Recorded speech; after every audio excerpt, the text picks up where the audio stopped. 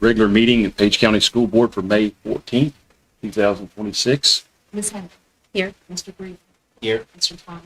Here. Ms. Bryant. Yes. Yes.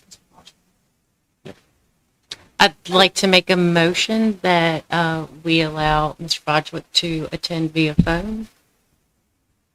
I second. All right, I got a motion and a second to allow Mr. Bodgwick to attend via phone call. Mr. Thomas. Yes. Mr. Breeden. Yes. Ms. Henry. Yes. Yes. Yes. Mr. Bodgwick. All right, Mr. Bodgwick, you're with us now. All right, great. All right, just in time for a moment of silence.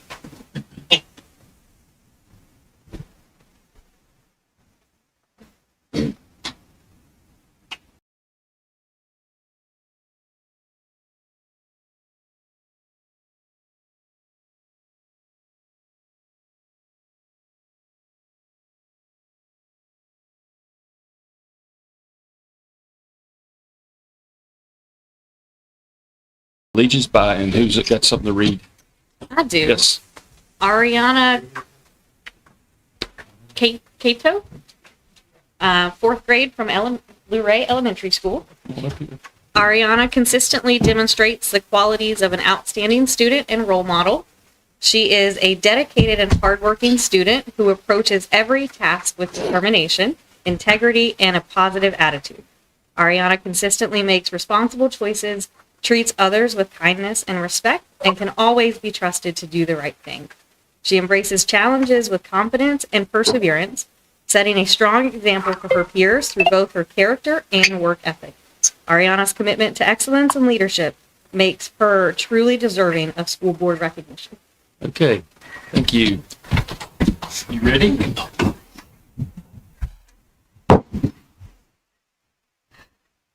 I pledge allegiance to the flag of the United States of America and to the republic for which it stands, one nation, under God, indivisible, with liberty and justice for all.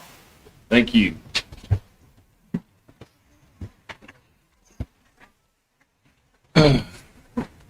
So, Dr. Huber, any information or agenda changes you would like to make at this time? No, sir. Okay, anybody else have any changes? If not, I'll entertain a motion to approve it. Make a motion to approve the agenda. I'll second the motion. Okay. Got a motion by Ms. Bryant and a second by Ms. Henry. Mr. Thomas. Yes. Mr. Breeden. Yes. Ms. Henry. Yes. Ms. Bryant. Yes. Mr. Breeden. Yes, Mr. Bodgwick. And Mr. Bob. Yes. Okay, very good. Citizen comments? No citizen comments? Okay. Our consent agenda?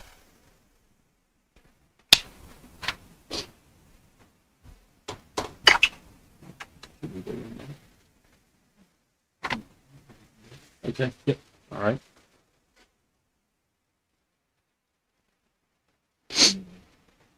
So we got, need a motion to approve these. We have an overnight field trip, a religious exemption, and early kindergarten admission, student A and B.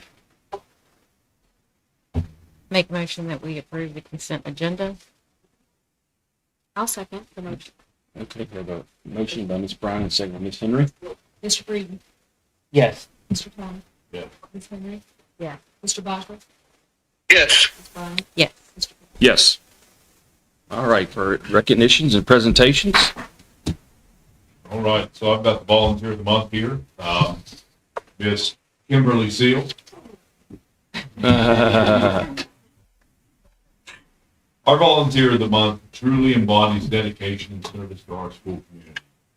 As the PTO president of Luray Elementary School, she works tirelessly behind the scenes to organize events, coordinate fundraisers, and recognize both staff and students throughout the year. Time and time again, she steps up to help as needed and consistently goes above and beyond to support our school. Her commitment, leadership, and willingness to serve makes a lasting impact on Luray Elementary, and we are incredibly grateful for all she does. Thank you. Thank you. I want to take a picture. Thank you. Thank you, Ms. Seal. Student recognitions. Ms. Clark. Very good. Our first student being recognized as a model student this evening is from Stanley Elementary School, and that's Joel Austin.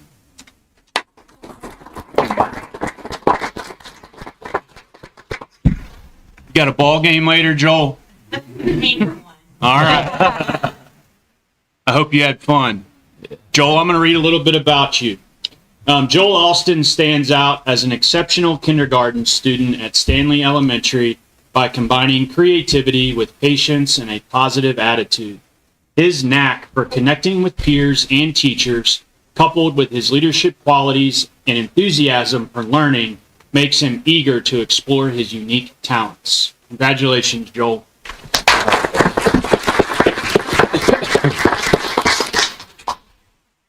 Next up, from Springfield Elementary, we have Carson Radlaw. Hi, Carson. All right, I'm going to read a little about you, Carson, after they're done with pictures. All right, you ready? Okay. Carson is always doing the right thing and helping others to make sure that everyone is successful. He is a great friend who can be trusted to help out whenever he needs to. He is always prepared and has everything that he needs to be successful. Congratulations, Carson.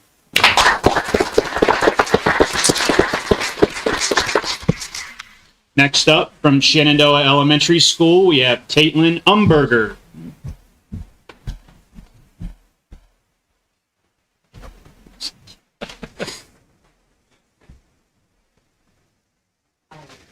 I do too, yeah, they're good. Cowgirls. All right, Caitlin, I'm going to read a little bit about you, okay? Tate's wonderful imagination and creative spirit brings so much joy to our school each day. She has a bright personality, loves sharing her ideas, and helps make learning fun and exciting for those around her. Even more special is the kindness she shows to others. Tate is quick to notice when someone may feel left out and has a caring way of taking classmates under her wing to help everyone feel included and supported. She is a shining example of kindness, creativity, and friendship in kindergarten. Great job.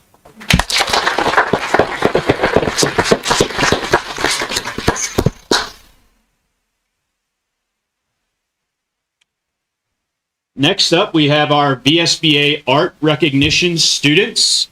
We have quite a few winners in this area and made us very proud at a recent ceremony that we were at along with the school board, and we wanted to recognize those students this evening.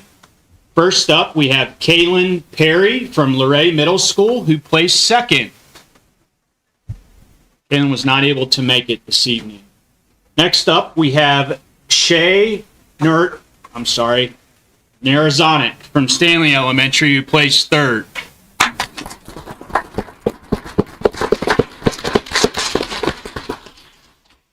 Good job, Shay. Next up, we have Marley Jane Buracker from Page County High School, who participated in the art show as well. No? And returning, Quinn Marshall from Stanley Elementary School placed first in 2025 and had her art showcased for a year in the VSBA office. Yes.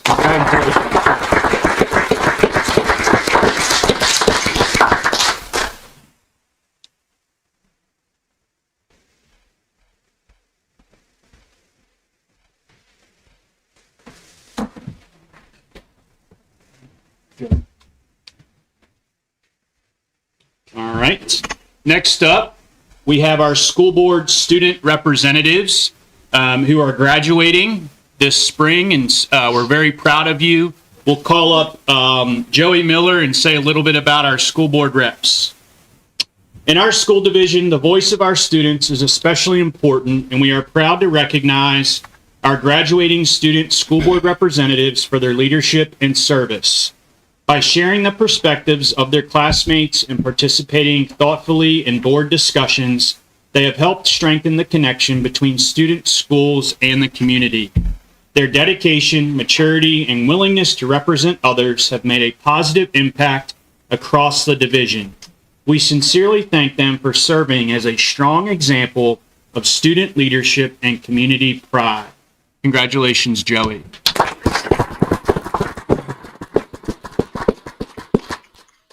We also want to recognize Bridget Dudley, who was not able to attend from Luray High School. And that concludes our recognitions. All right, very good. Thank you. Mhm. Yep.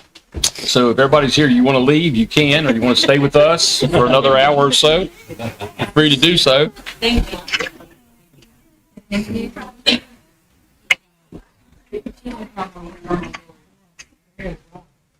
they won't work at all without that, will they?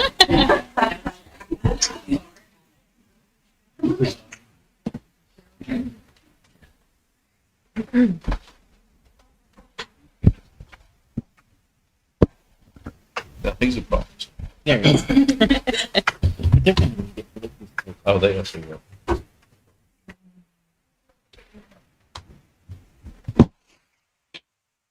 Yeah, we're gonna do their meeting.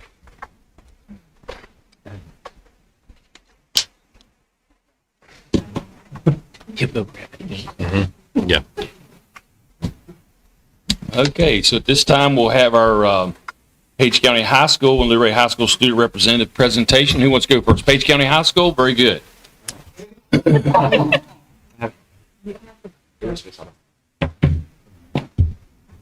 Joey.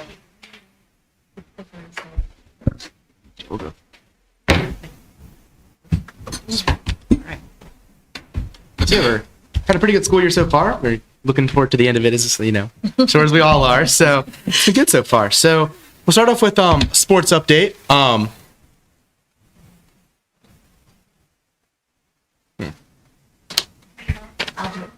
Thank you. All right, so this is all from last week, so there has been some changes, but still pretty up to date. So JV baseball has had a pretty good start to their season with a 9-1 conference record and a 10-5 overall record. And varsity baseball is doing really good as well, a 5-5 conference record and a 5-9 overall record. So JV softball is also having an incredible season, a 7-0 conference record, a 9-2 overall record. And then varsity softball has a 8-2 conference record and 9-5 overall record, so very good as well. So moving on to soccer.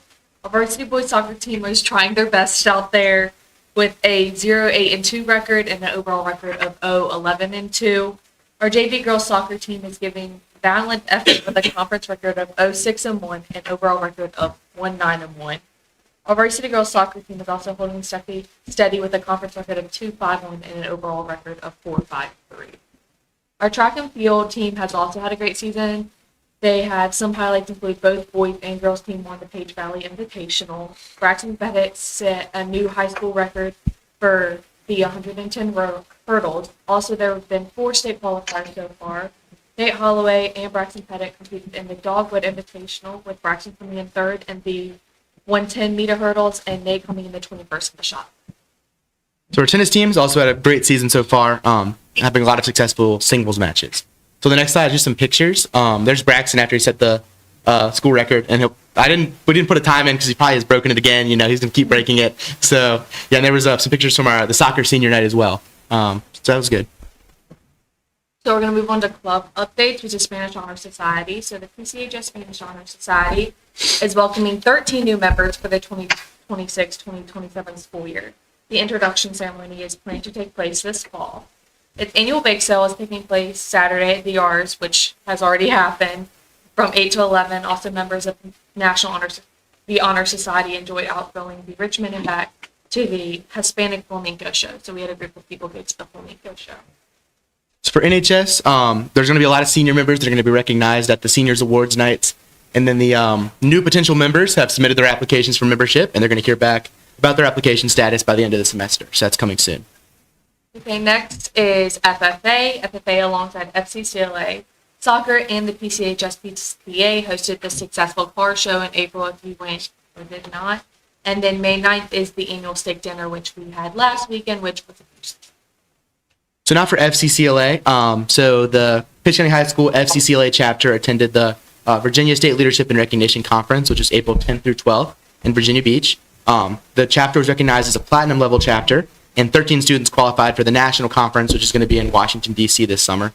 So Veronica ended her term as the state president. Now she's running for national office. And so now I'm also going to be serving as the first vice president at the National Leadership Conference. So it's pretty exciting. There's a picture of all the Page County students that were in attendance with Dr. Huber. Okay, next is our FBLA update. So FBLA has 10 people completed in their state competitive event. They are attending the escape room for their final event of the year. So your book has completed over 100 pages, and it's close to being finished, and over 125 copies have been pre-sold, which is really good. The music department has, this past April, Khalil Kendig represented PCHS and PCPS at the 2026 All-VA Choir event, April 16th through 18th. A number of the band students participated in the Page County/Shenandoah County Honor Band event at April 17th and 18th. Then our PCHS band and choir students are diligently working to prepare for the spring concert, May 14th. So the prom and pre-prom activities took place May 1st and 2nd. They were a huge success. It's always fun to drive the golf carts and stuff, so that was good. And then school updates, Bull Ridge Dual Enrolled College Award Ceremony took place May 4th, which is a bunch of Page County students that got their associates in their 1 year. So there's just a picture of them. So thank you guys, and students are having a great second semester and are full steam ahead for the end of the year. Thank you. Very good. Thank you. Any questions for them, Page Counties? Okay, Ray High School. Okay, you guys, show some mercy. I'm filling in for Bridget, and I don't know this slideshow very well. So we're just going to talk about clubs and some extracurriculars, and then give some context behind it all. Okay? NHS will be inducting new members. The induction ceremony is Monday, and our chapter leader is asking that all the past members bring in something so everyone can have a little feast that night. And applications are already turned in, and they've already been approved. And they held a National Decision Day for seniors to celebrate and show off where they're going. I would like also to add that Spanish Honor Society is doing their induction ceremony that night as well. And then SCA has held an event pretty much each month of the year, and new board members are running. Applications have already been submitted, and they have quite a few people running. Actually, it's quite a few. Just so. And then the talent show has been postponed twice. I think the smaller one also got postponed because not enough parents could make it in the middle of the day. So that's unfortunate. And then you can see all the standings as of whenever Bridget made this slideshow. I'm sure they might not be that much different. And then you have the winter choir concert in the middle. Okay? And boys soccer has played 11 games as of May 5th, and they played Strasbourg. I want to say that might have gotten rescheduled. A lot of their games have gotten rescheduled because of rain. Baseball is 6-7-0. I also want to say that got rescheduled. All these probably got rescheduled. There's a lot of rain, and the standings are much different now. But track and field have been quite successful. Asmani has a lot of personal bests, and he is state champion for indoor, and he's really popping off. So I don't know how to explain it. There's all the state qualifiers as of now. So you can see the 4x8. Briley Painter actually just beat a new school record in one of her events. Christine McLean in her hurdles. Asmani in literally all of his events. And then you have Daniel Frey, and then the 4x4 boys team. And then band and choir are attending their King's Dominion trip on May 30th. And Laurel Ridge recognized all the seniors who are getting their certificates for their associates and UCGS. That was held on May 4th. And some other field trips that have passed were the JMU for sophomores, the Black Ferris Playhouse to watch 12th Night on the Wednesday. We did not have school, so I'm not sure many people went to that. And then Air and Space Museum in Chantilly. And then LHS welcomed the Sing for Hope piano and are welcoming people who know how to play piano to play during their lunch blocks. And then that's all for you. Good. Any questions? All right, thank you.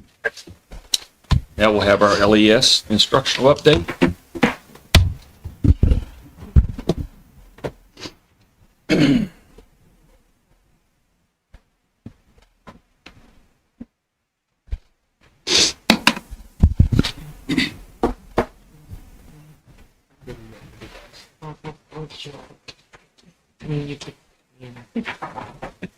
Good evening, everybody.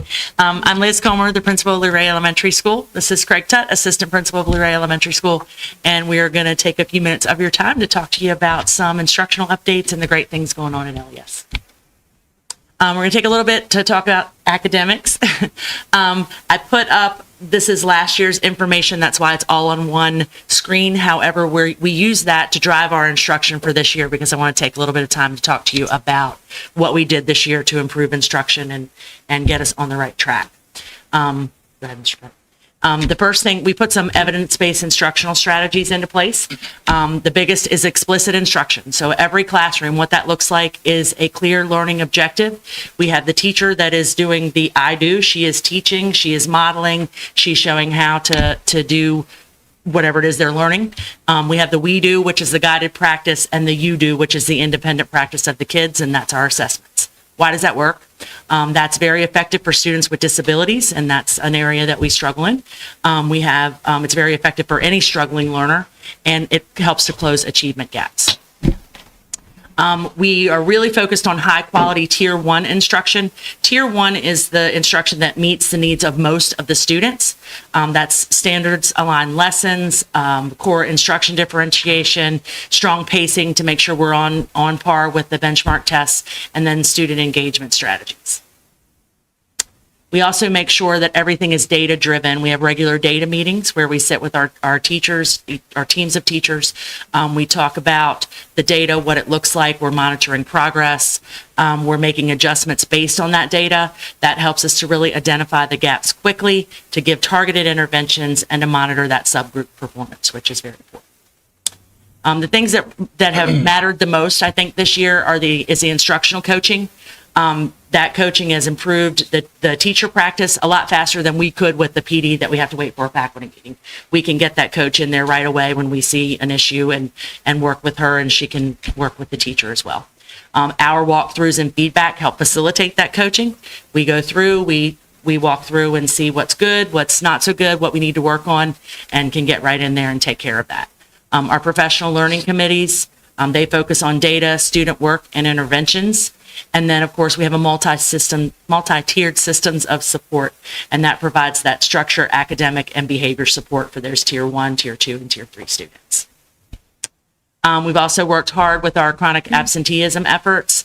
We have an attendance coordinator, and she schedules meetings, makes phone calls, plans the monthly attendance incentives like the prize drawings, the movies, extra recess, those kinds of things that kids can earn. And then, of course, our end-of-year attendance bash is coming up. She also schedules for me the attendance meetings when I need to meet with parents of students that have missed more than so many days. And then these are just some pictures of some learning fun that we have had this year. You can see we've got some planning going on there in pre-K. We've got first grade. They did fraction cookies. We had idiom day. You could see the one little girl's the smart cookie.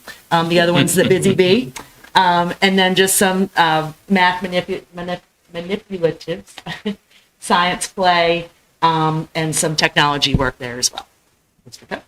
All right, talk a little bit about the community family engagement part. As you can see, we've got a list of quite a few things that we're doing throughout the year. A couple of those are new to us this year. As we think about those, the first being our literacy night in October.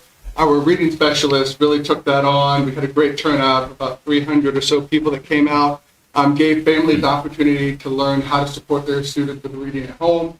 So we had lots of games and activities for that piece there. Our watchdogs are still going really strong. We had about 15 guys volunteer this year for Watchdog, 2 of which came every single month. 1 came 4 times a month, weekly, like every Thursday, Friday. They were in there really getting to know kids, working with kids, building relationships.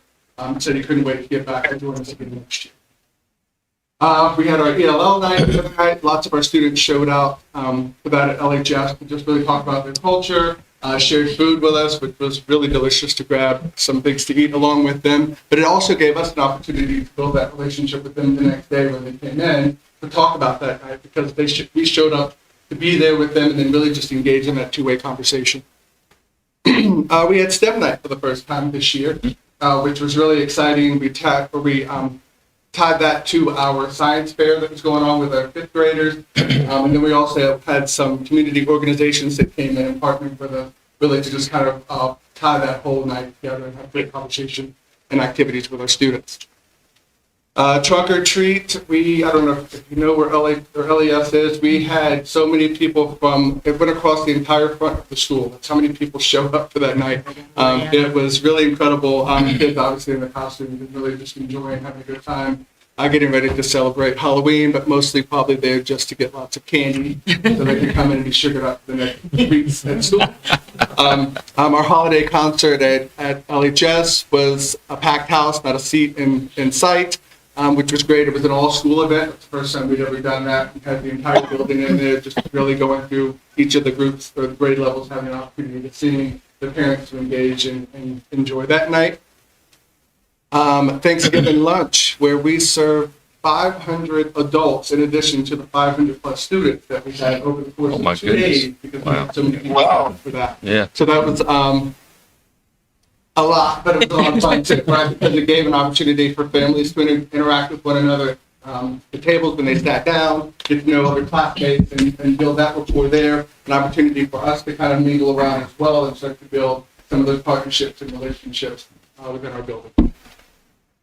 Our Citizen of the Month, we have a character each month that our students strive and work toward, and our teachers select a student each month that models that particular character. We bring them in, we celebrate them along with their families and their support system. Obviously, we know about, they get the little yard sign to take home and display that they were a Citizen of the Month as well.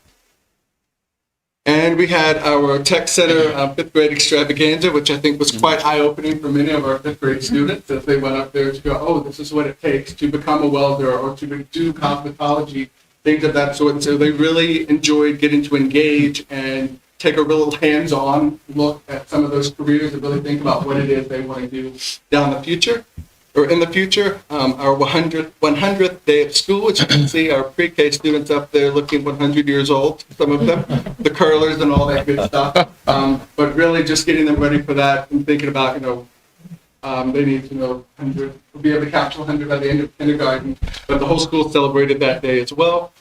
And our PBIS system is still going strong, just really trying to work on behaviors and things and build good, positive choices within the building. And it gives us an opportunity that when that student doesn't make that good choice, to go back and reteach that and really work with them to try to get them to maybe change behaviors and see the value in changing that.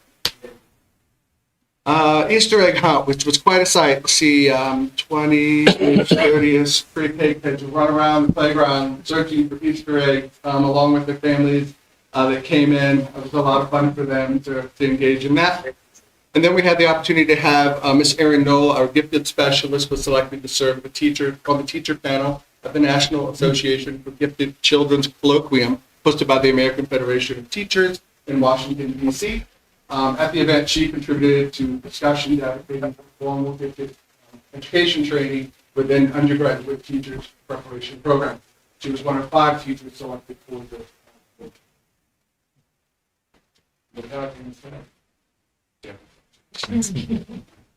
I do have. I do too. Go ahead, Dan. Dan. Yeah, there was it was by a phrase that sounded like out here, PTA. Was there an event for the PTA or a meeting of PTA or significant, something scheduled? With the PTA, I don't recall.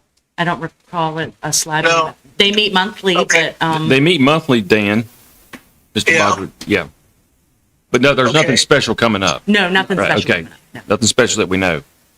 Yeah, I'd like to be tagged into their schedule. Okay, absolutely. Okay. Okay, thank you. Brett?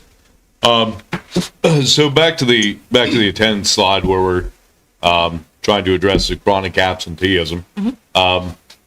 Where did you end last year versus where are you this year?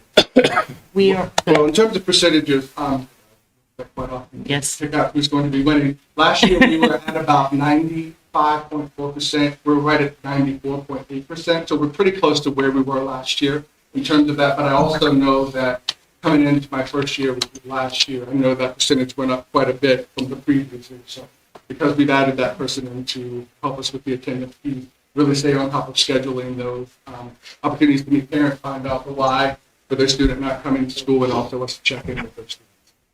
And as far as the attendance incentives, what do I as a student have to do to be recognized for one of those incentives? Well, show up to school, right? So the first thing that we take a look at is we have that percentage of about 97%. I talk about it every day. I put the percentages on the announcements. We have contests between classrooms, things of that sort. And then we talk about, okay, all of these kids are going to go into a pot for one of the prizes to have a drawing at the end. I track that to make sure the same kids, because we know we have those students that are going to be there that are going for perfect attendance, that are in that pot every time. But I make sure that we kind of spread the love, if you will, in terms of trying to get a kid from every classroom as we start to select those students. And we celebrate excellent attendance as well as perfect attendance, and excellent is 97%. And then, of course, perfect is perfect. And then at the end of the year, they're honored as well. Okay. And then we do that monthly, just so, Yes. so it resets each month. So a kid that may have missed a day last month, we're going to have a drawing for all the kids that at the end of this month, so they have that chance to win a prize or be a part. And then one last question. The end of the year attendance bash, what's the eligibility for that? Again, 97% Okay. or above. Mhm. For the whole school year? For the whole school. For the whole school. So even if they have a rough month where they've been sick, they could earn it another month. But the end of the year is for those that have made it all year long and have been able to, have excellent or perfect attendance. It was. Well, I think it was a little over 100, about 125, 130 that had excellent or perfect. Yeah. I have a question. I reviewed the DOE website on the attendance issue.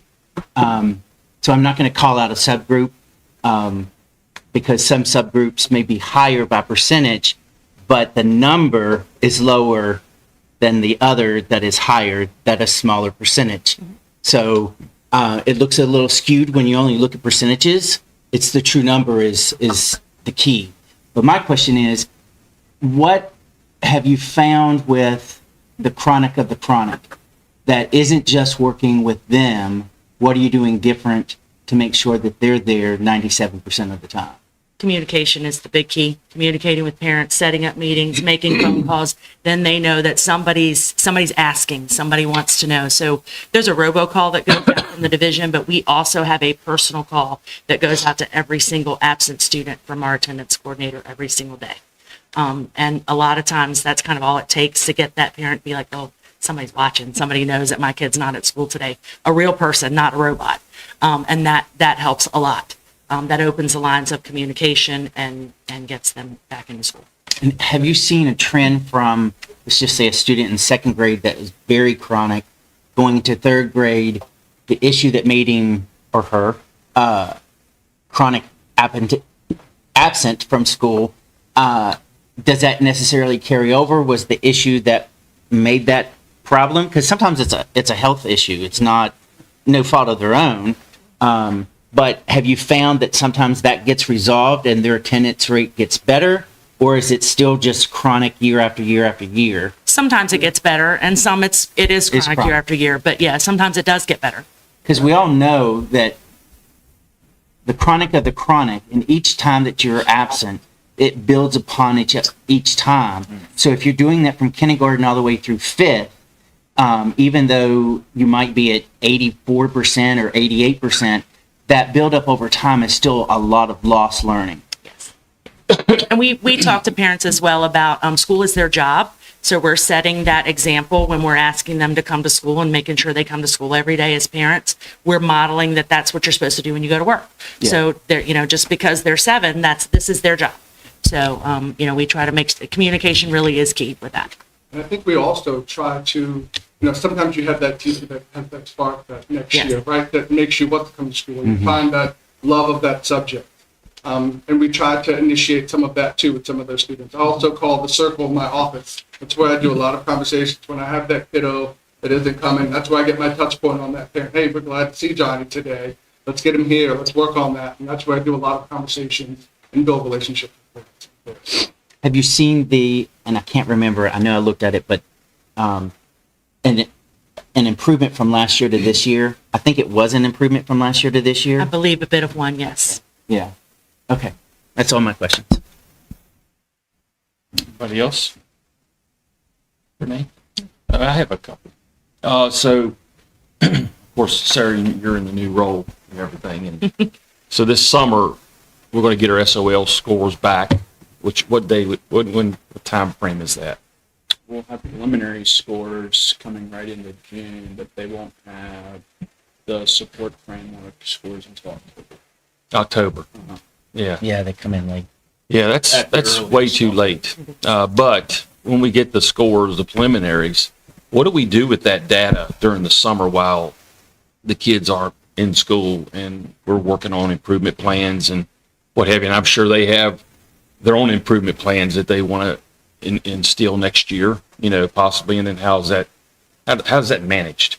Yeah, so it's a big part of what we do this summer, and even before then, and because we're really looking at a couple of things at different levels, right?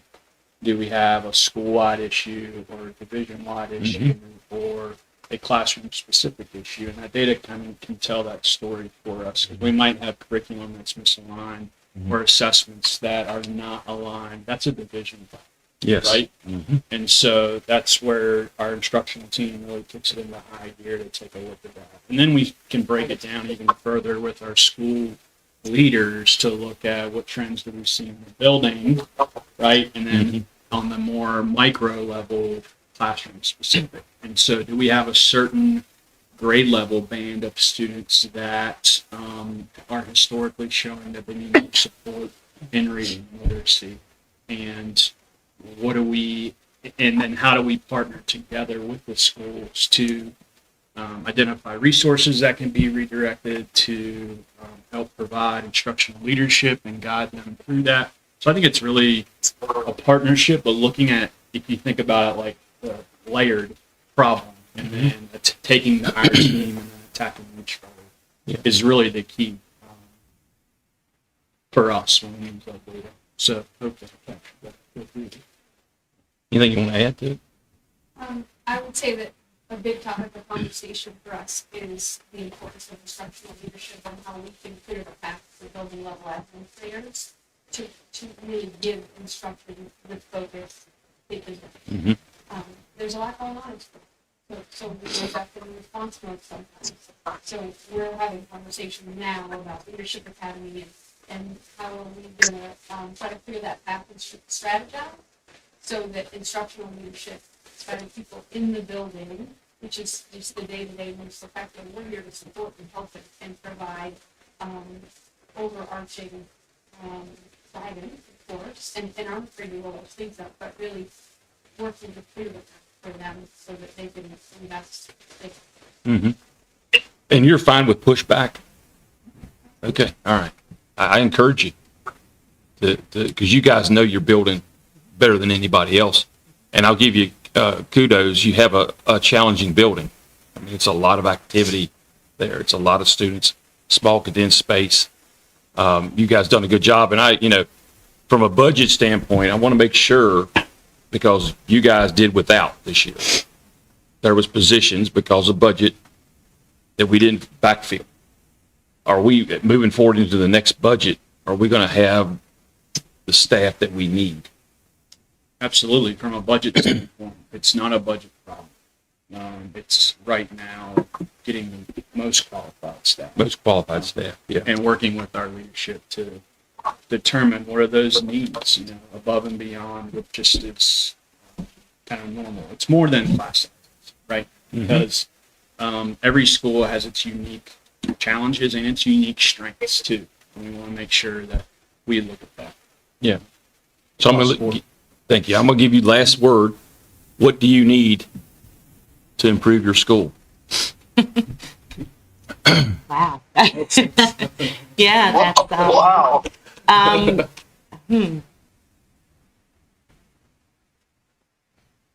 I guess some freedom to do the things that, like, so at the end of the year for us, we know that we're going to test next year. So we keep rolling with everything. Craig and I work in the summer to make sure that new teachers coming in get the same explicit instruction training.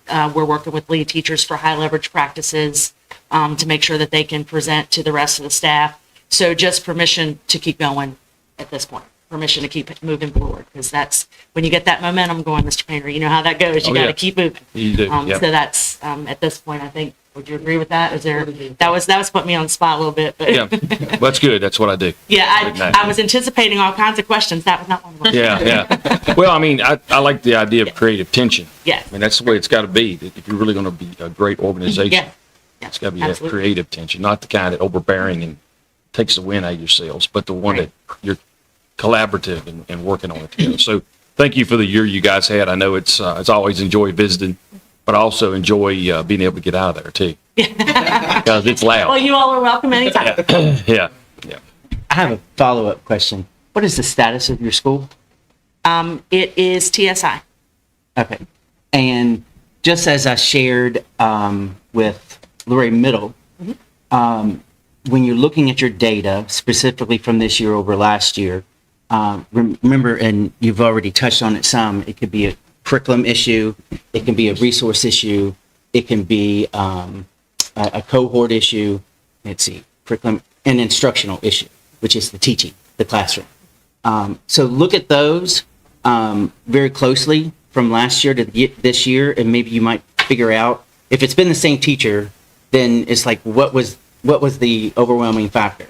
Why was this down? Was it the chronic absenteeism, or was it lack of resource, which is what Mr. Painter asked, what do you need? So some of those things may not come to you until you get that data, until you start looking at some of that. So then if you see something, it's like, well, we really need this PD, or we really need this to help us. Please make sure you share that, and they'll bring it to us. I'm sure, but because Luray Elementary School, from my knowledge, has been in, I want to say sanctions, but sanctions isn't the right word, but they've not met the bar for many years. So there's got to be a reason and help that's there. So is it a data person, or is it more instructional coaches?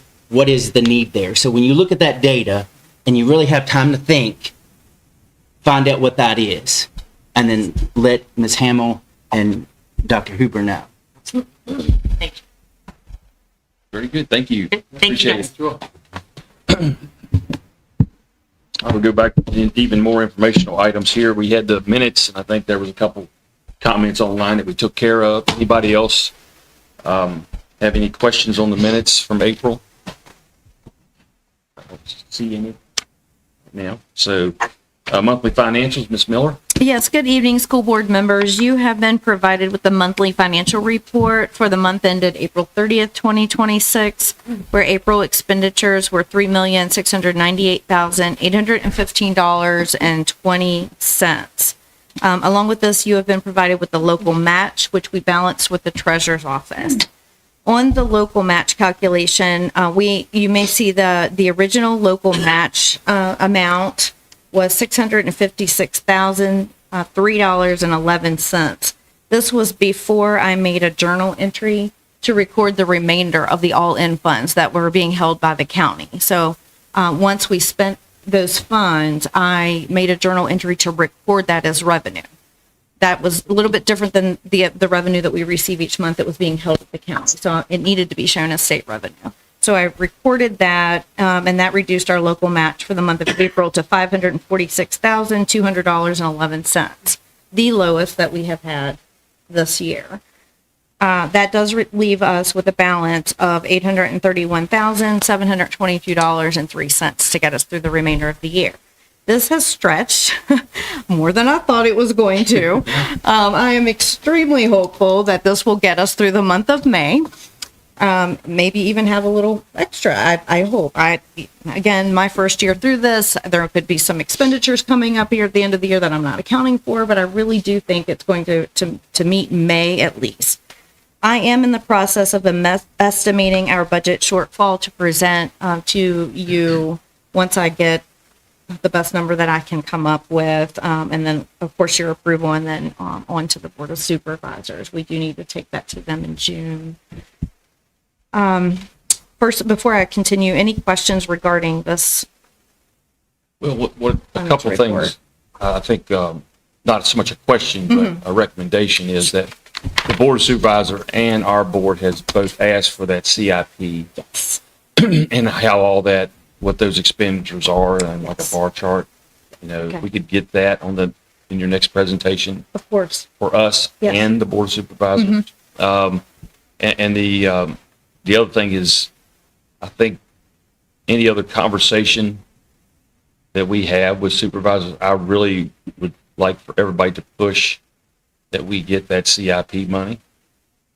I really believe that is something that they should be doing. It's over and beyond anything that we came into a budget with the previous year.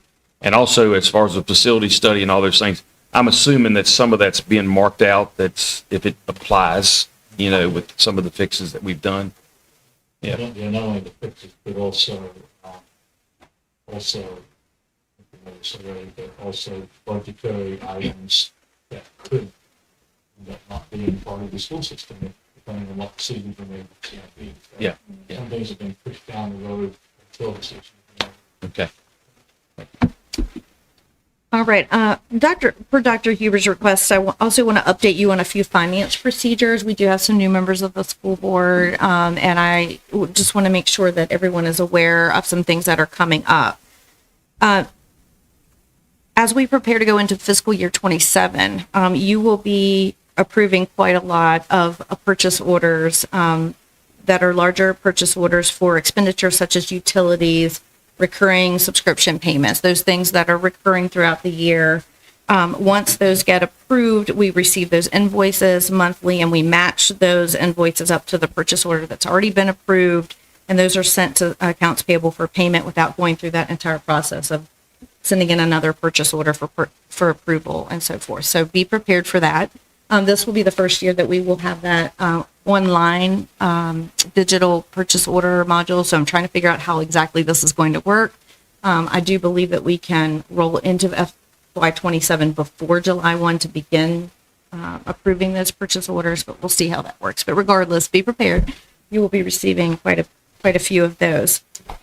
Also, we are about to finish up this fiscal year. I'm already hearing from our auditors, the auditors that do come in and do some preliminary auditing work. So wanted to speak a little bit about accruals. So what will happen when the auditors complete their work, they will have journal entries that are made for accruals to record expenditures. These could be things that are paid in July, August, but they are fiscal year 26 expenditures. So they will be booked back and expensed. At the same time, we will have revenue. We may have revenue that's received in July and August, but it actually, it's a deferred revenue. It was earned in FY26, but we don't receive it until after that. So we'll book back those revenues as well. I'm doing the best that I can to predict what those are. In the grand scheme of things, our largest expenditure is salary and benefits, and we know pretty much what those are going to be.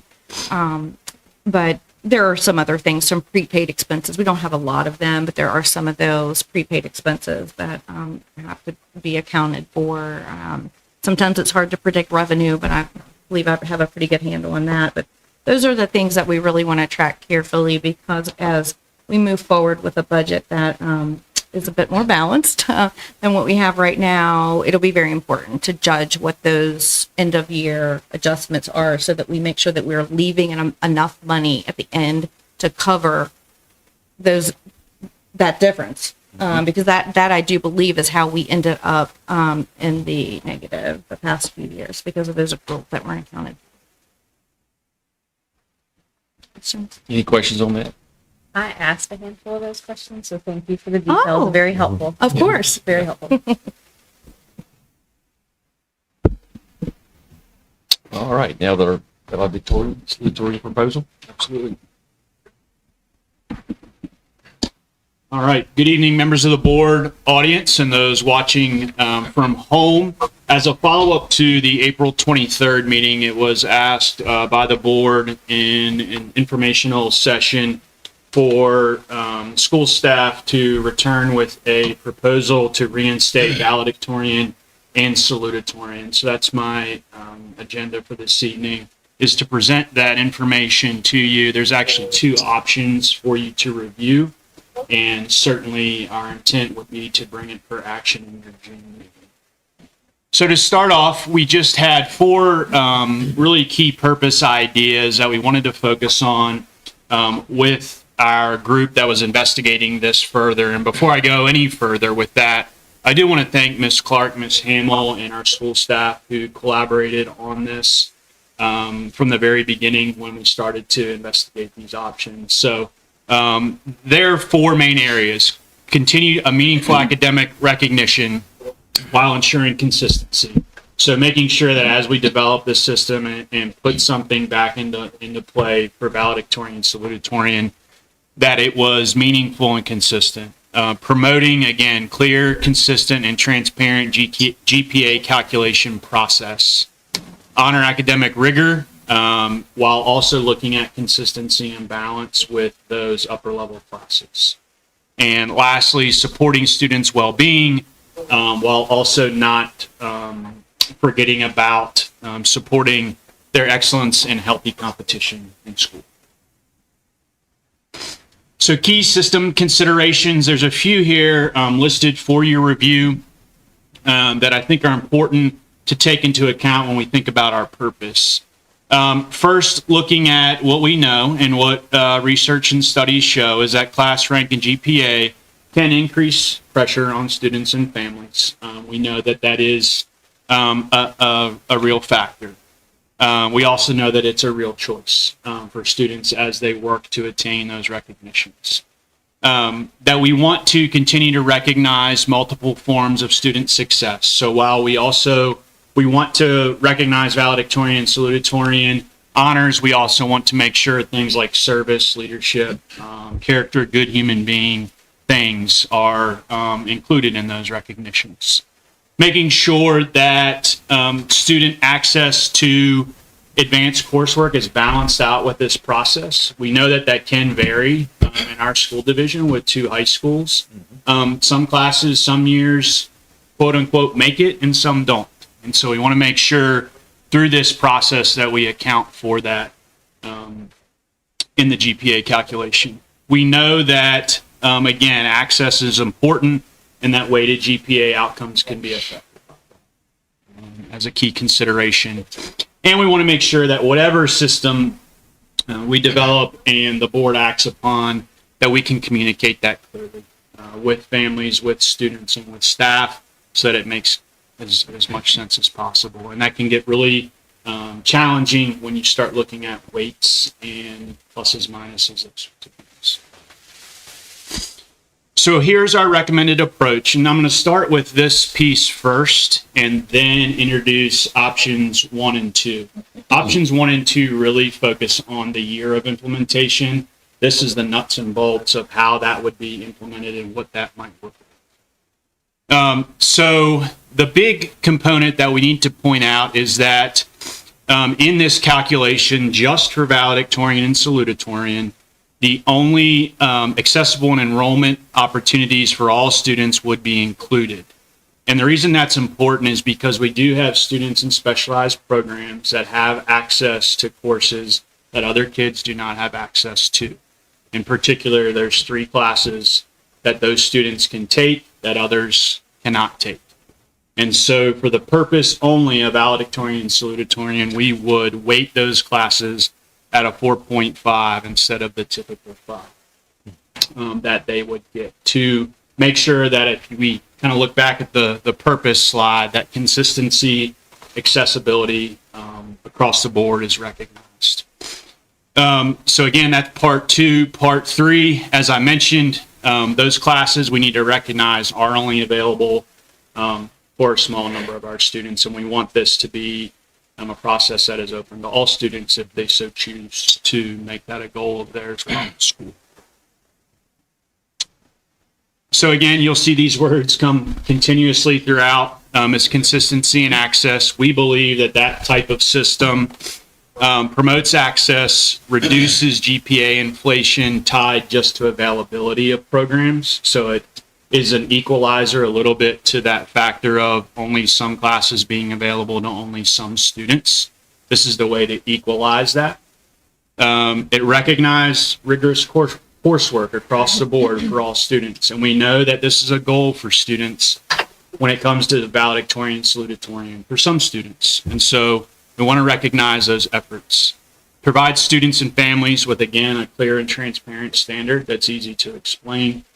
And lastly, aligns with the broader college selection process when they, as you know, when colleges look at the full picture of a child, not just grades or GPA, but the whole well-rounded student and what they're bringing to the table. So there's 2 options. Implementation option 1 would begin for next school year. So this would be the option for the current juniors going into their senior year. This would apply. So there's benefits to that. It immediately restores the tradition of valedictorian and salutatorian. It answers questions about uncertainty, right? So just from this presentation alone, there will come questions, right? Does this count for me or them? Or which year is this going to take into effect? I don't understand. Why do I have to wait? Those sorts of things. It provides clarity, which is important for us as we move through this. Considerations. It's a change. It's a midstream change, especially for juniors who this may have been a goal of theirs, but because it wasn't a recognition before, they may have picked different classes. That's a reality for some students that might have been really looking for that upper GPA under this new model, but didn't take necessarily courses that might have increased that GPA intentionally. Limited time to plan coursework under new calculations. As you know, that planning is well underway for next year in terms of course selection by our students. They've already gone through that process with their school counselors. And we would need to make sure that if we did ramp up for a next year implementation, that we were prepared on the counseling side and communication side to support that implementation. So that's option 1, starting next year. Option 2 would be to delay implementation. And really the main kind of differences between the 2 options is you're looking at our current freshmen and sophomores, again, with the classes coming behind them, that are really kind of getting a fresh start to this new recognition system in terms of selecting courses and whether or not they would take those upper level courses or not, depending upon if valedictorian, salutatorian is what they're chasing for and what their goals and expectations for themselves and their families might be. So benefits, reduces a little bit of uncertainty, as I mentioned, about course selection. It definitely levels the playing field, as I mentioned earlier.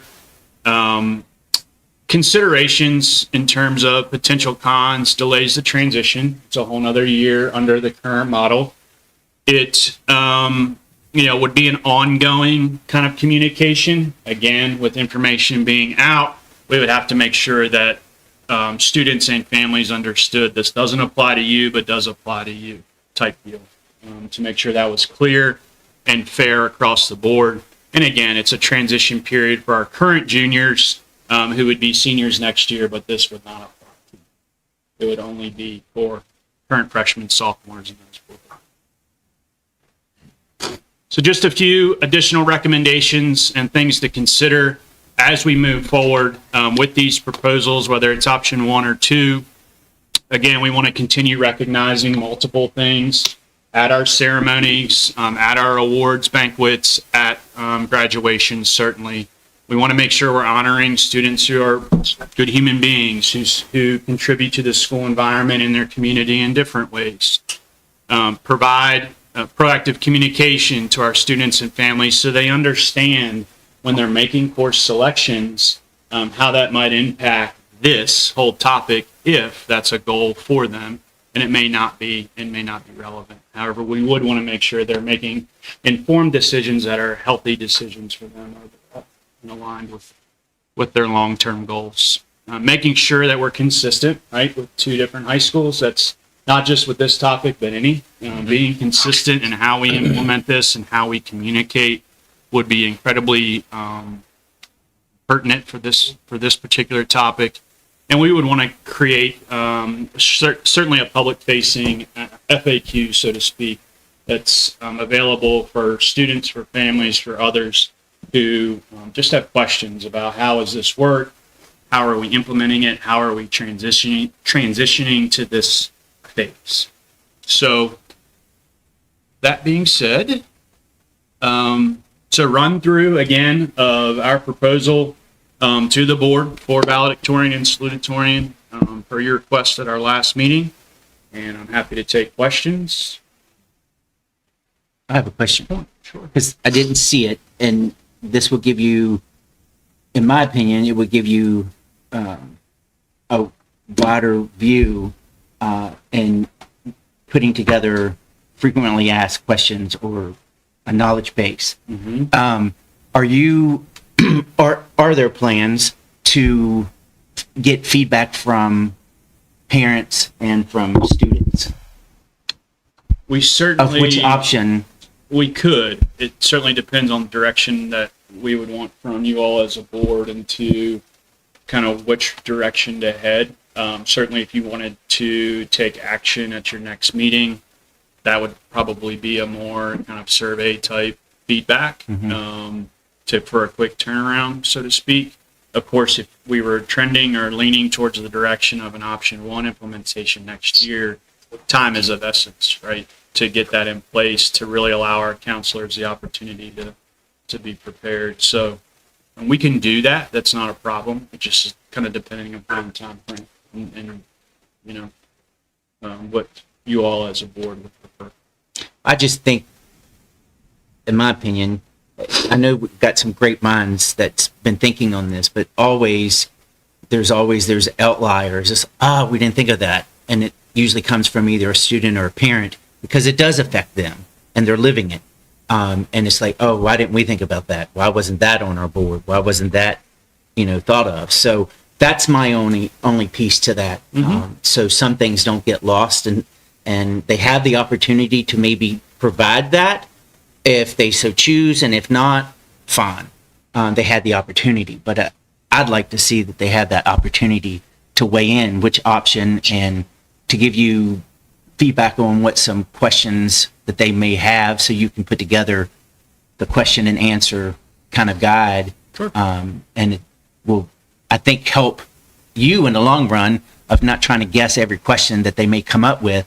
So if they come up, with the same question by 500 students and parents, then that's a big question that will rank up high on your sheet. But that's just my thoughts. I mean, maybe I'm incorrect in thinking that, this was eliminated without a discussion. And I would assume that what you guys would potentially implement would be the standard of what we had previously had.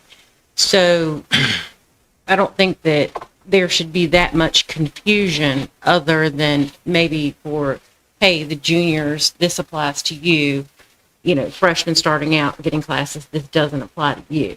I would think that would be the only, and maybe I'm incorrect in thinking that might be the only kind of gap if we want to implement this sooner than later. Yeah. What's the overlay from what was and then what is being proposed? What's the Venn diagram, so to speak? I'm assuming that it was the same. That's a good question. Yes. It's a great question, and I'm going to defer to Ms. Clark, who has a lot of history in the division on this. I will say the key thing from all of it is really those not weighting those 3 courses that only a select group of students can get. will weight them advanced at 4.5, but not at a 5, because not all of our kids get the opportunity to take. That's a big thing in all of this, I would think, that is important to be clear. But, Ms. Clark, you want to address it? Yeah, please. They want to get near a mic. Good evening. So yes, that has been a consideration. I'll go back to my time as a parent even, and then as a principal in the building and as an assistant principal in the building. We had valedictorian and salutatorian, but the biggest discrepancy came down to our 6 or so students across the division that had access to courses that no other student had access to. And they were part of their transcripts. So when you do that, you're automatically guaranteeing a select number in that role. Whereas other students may want to do that and they're taking Laurel Ridge classes, but they're not part of the transcript and the curriculum. So that's where we decided to move that to a 4.5. It's still advanced honors coursework, but it also allows other students to take that same ability to be able to compete in that manner. Now, the 5 rating, help me with that. Is that just applied to governor school type? It applies to dual enrollment. Dual enrollment. So Laurel Ridge classes in the building, UCGS classes that we offer that are free currently to all students. That's also another factor that we've laid in on this. Yeah. Whereas before they weren't free, now they are at the UCGS level. Yeah.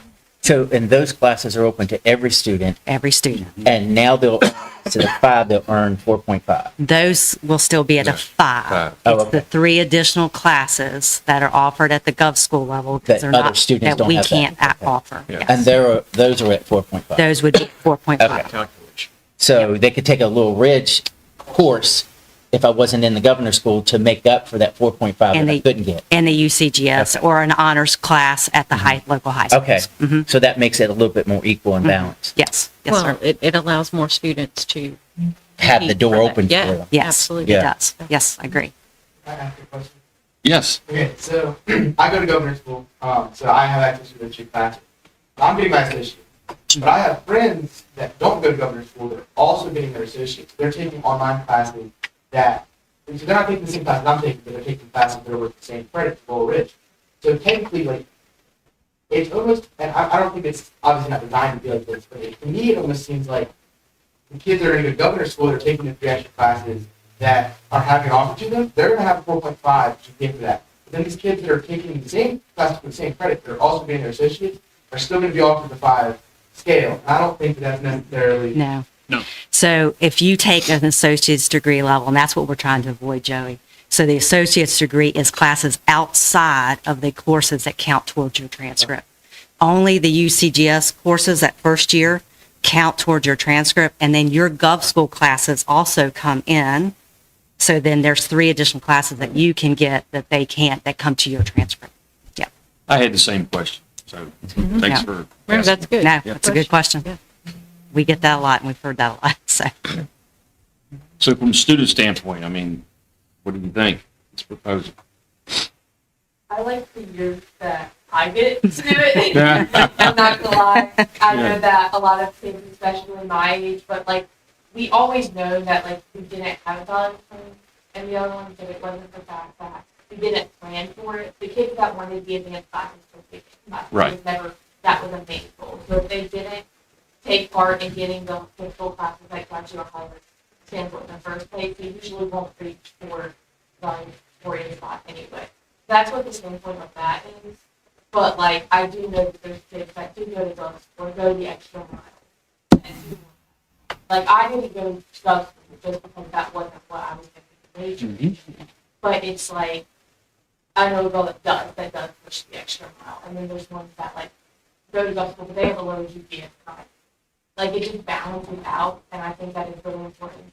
Especially, I know in high school, because we talk about it a lot, especially since it's been talked about. They were like, oh, that's so cool that it's coming back, because, like, we have a lot of kids that are like, now is, like, in the higher school, so they're like, now I can see if I can get that. So are you on option 1? I'm option 2. Option 2? Well, no, I'm option 1. Yeah, she wants option. So say wait, then.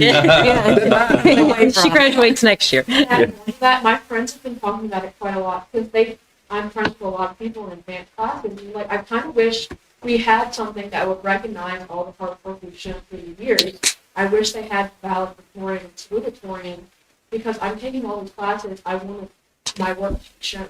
Mm-hmm. I'm also biased because I'm second in my class right now. And one of my really close friends is valedictorian right now too. Yeah, So. yeah. No influence there, Okay. right? Yeah. Well, do you have any more questions for Ms. Clark? Well, I guess one question I do have is given the fact that, you know, I guess my question is, how much of a disparity is there actually between if we were to implement option one with the whole idea of, hey, rising juniors that may want to now take different coursework, Then they switch if they want to. well, but are there enough there that would actually be affected this late in the Yeah, game? You know, how many students are we looking at, you know, affecting by making the change with option one, I guess is my question. Sure. Does Is that come up with counselors, Ms. Clark, at all about what might be in that group? No, not that if we switched immediately. I think their concern is that if they hadn't planned, because you have to understand that if I am wanting to do dual enrolled, because I academically want to go there, but I have a passion in art, there's no art option that gives me a higher GPA. Right. In fact, if anything, it brings my GPA down when I look at the total. So they followed a passion instead of. Yeah, and so if they've been trying to follow both, and now we've geared it towards that, that sort of put them at a dip. How many students that may impact, I do not have that number. That's where the feedback, I think, would be helpful.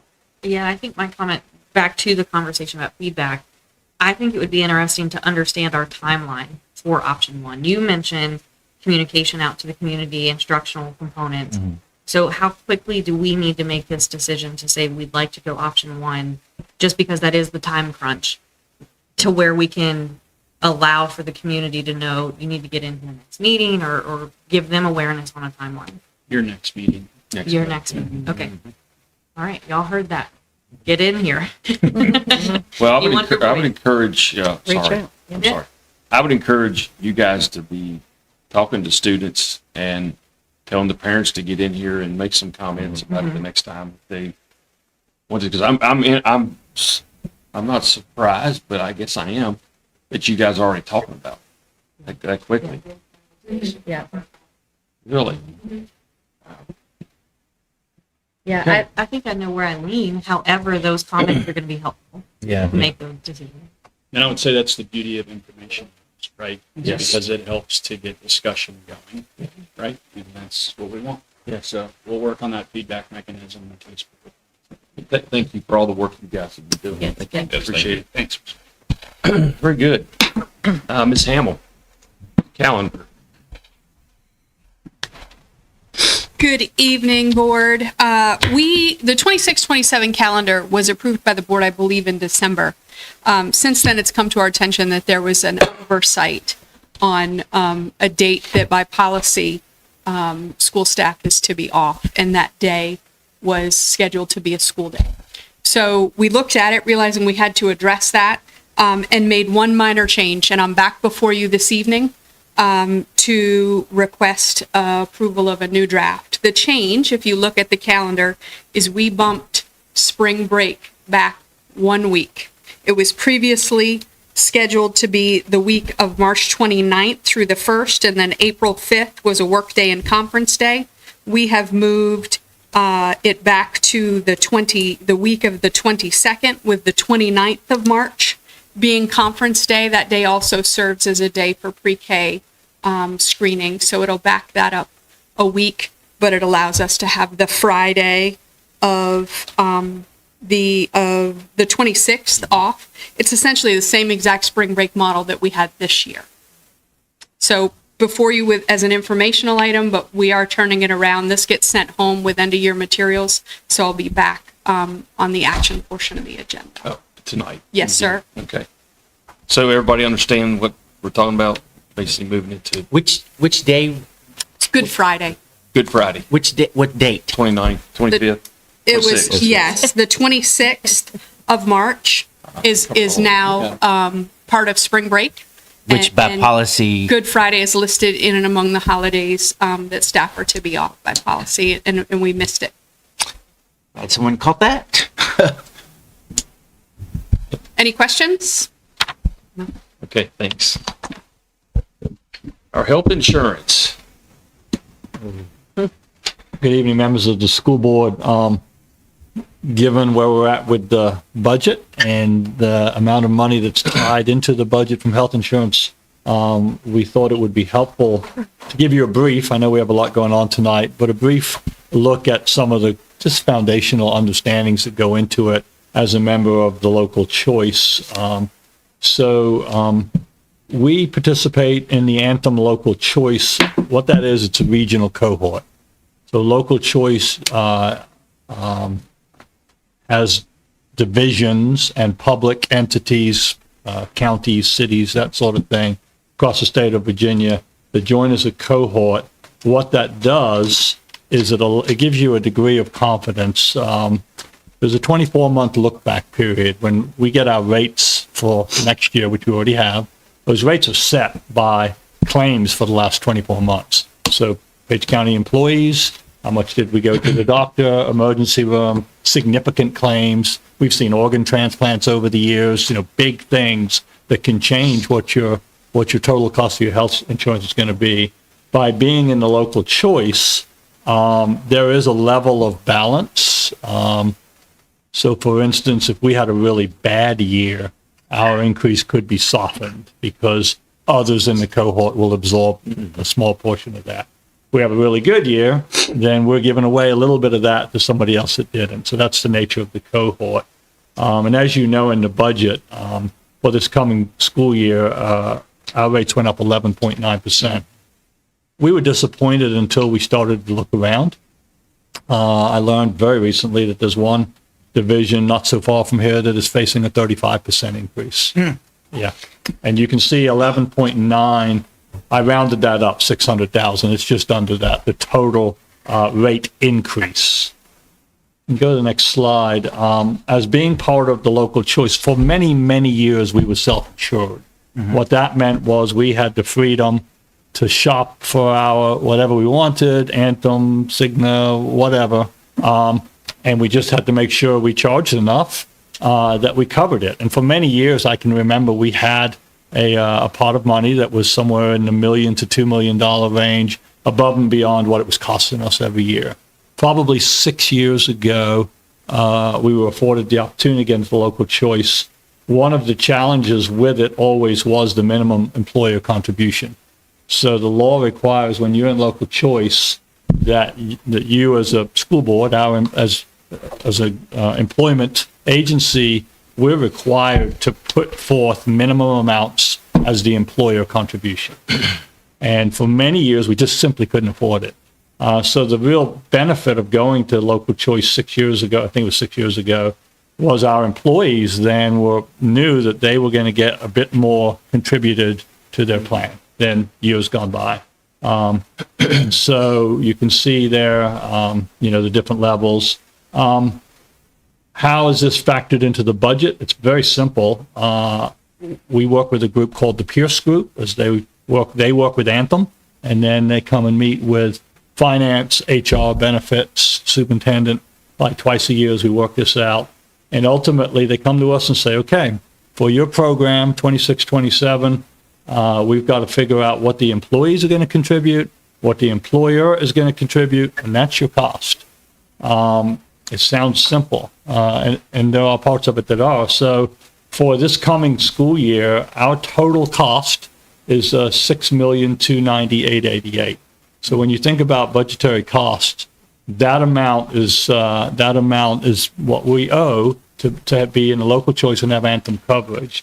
Remember, though, that is not coming out of $6 million is not coming out of the school budget. A percentage of that is, and then a percentage of that comes from the employees when they pay the monthly premiums.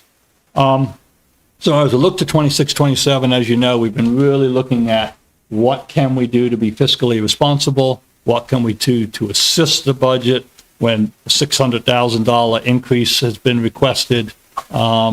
because that's what we're going to owe Anthem next year. This is last year's page out of the employee handbook, but this past year, current year, we've offered a high deductible plan. We've offered what's called the Key Advantage 1000 and Key Advantage 500. Those numbers signify I'm losing a blank on my terminology. Excuse me? Yes, thank you, the deductible. I drew a blank. And so as we looked at it, I'd ask you to just look at the yellow and the green. We pay more for the Key Advantage 500, but most of the benefits are the same. There's very little other than the employee has a $500 deductible instead of a $1,000 deductible. And so when we've been working with Pierce Group, they've told us for a couple of years now that we've offered 3 plans. It is pretty typical in recent years for school divisions to offer 2 plans. I found a division not so far from here that only offers 1. So offering 3 has been wonderful for the employees, perhaps a bit of a luxury in today's insurance climate. So that was one piece that we've looked at. The other thing that we looked at, and again, we've been looking at this for a couple of years, but we've been able financially to say, not this year, and that's offering an employee children benefit. The local choice actually does not even recognize that as a formal option. When we get our bill, we are billed that one in exactly the same line item as the employee family. What happens, though, historically in Page County, remember that minimum employer contribution that I mentioned, we have had to contribute out of the school budget about $600 a month more towards the employee children to keep their premiums somewhat under control. Very small population, about 3% of our employee base, not of our employee base, of the 400 or so that are in our insurance. It's about 20 people that have that option. So, in the financial climate, those are the things we've been looking at. Does it make sense to maintain the Key Advantage 500, which was costing us quite a bit more when the employee benefits are almost identical to the employee Key Advantage 1000? And the same then, does it make sense to maintain the employee children option, costing the division, it's costing the division a significant amount of money to maintain that. So the recommendation this year from Pierce Group that we then calculated into the budget piece here was that the Key Advantage 500 would go away. So employees there would be able to switch to the Key Advantage 1000.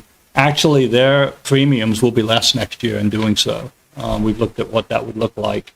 And then the other recommendation is the employee children would go away. So we would offer employee only, employee child, and family plan, employee family. The last slide that I have, maintaining affordability, is what I titled it. Some other things that the local choice is doing. They eliminated the GLP drug for weight loss. This is amazing to me. That reduced our renewal by 6%. That was not something we were asked, did we want to do? That was something that the local choice said, you're going to do, because it's so expensive for weight loss. However, that is still available for diabetes. I've talked about the employee children option in the KA 500. And so next year, all of these plans have a preventative or a comprehensive. Employees can choose which one. They all have dental and vision embedded in them. But next year, the recommendation is that we offer the Key Advantage 1000 or the high deductible. And that was the recommendation of the Pierce Group that guides us in the local choice membership. So I just wanted to give you, I know it's in the weeds a bit, but I also know it's good information. It's a lot of money as part of the budgetary process. So we thought it was definitely, we needed to take some time and just share it with you. Questions? I have a question. I'm sorry, go ahead. I mean, I don't have a question so much as I have a statement. When you look at the difference between a $1,000 and a $500 deductible in today's climate, I mean, let's face it, with the rising costs everywhere, you're going to be at $1,000 your first visit, particularly when you're looking at, prenatal specialists, all hospital services for delivery, diagnostic tests, things like that. You're going to be there in a minute. But that's less money coming out of their pay for that one. Yes, if you drop from a Key Advantage 5 to a Key Advantage 1000, you're going to be better off. In a sense, you still have that same plan. You do. It's just you're getting it Yeah. preloaded. That's right. That's exactly Instead of- right. Yeah. And what this is doing, these recommendations are allowing the division to not have to cover as much. Again, back to the total cost.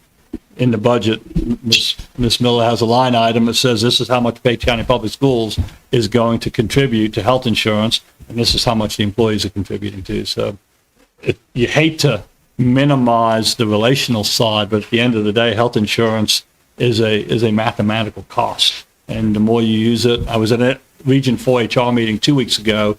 Frederick County offers their employees this amazing health clinic, staffed with nurses and physicians, only for school employees. Wonderful. We asked the HR people, what has that done to your insurance costs? It's increased them because the employees are going more often. The more you go, it's not free. It's never free. Even the wellness visits, somebody's paying for them, and that's buried in this. Yeah. The question that I had is, what's the percentages? How much does the school system pay versus how much does the employee pay? So it's not a clean answer. That MEC is a formula that the Pierce Group, Ms. Seeley, took me probably 2 or 3 years to wrap my brain around that. If you look at the one pager that we give our employees to say, here's what it will cost you depending on what you choose. You want to choose the Key Advantage 500 or 1000 and your employee only.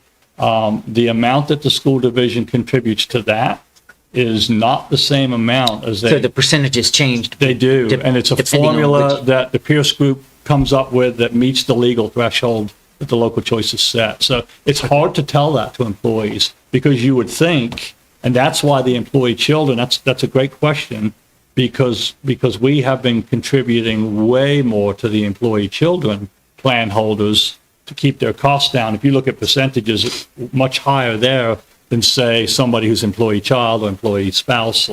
So it's complicated. So this more or less equalizes it to It the does. degree.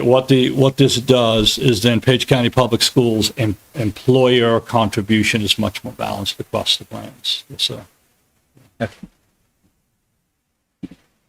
I don't have questions, but I happen to work in my day-to-day is in the insurance industry, and this conversation is happening across the board.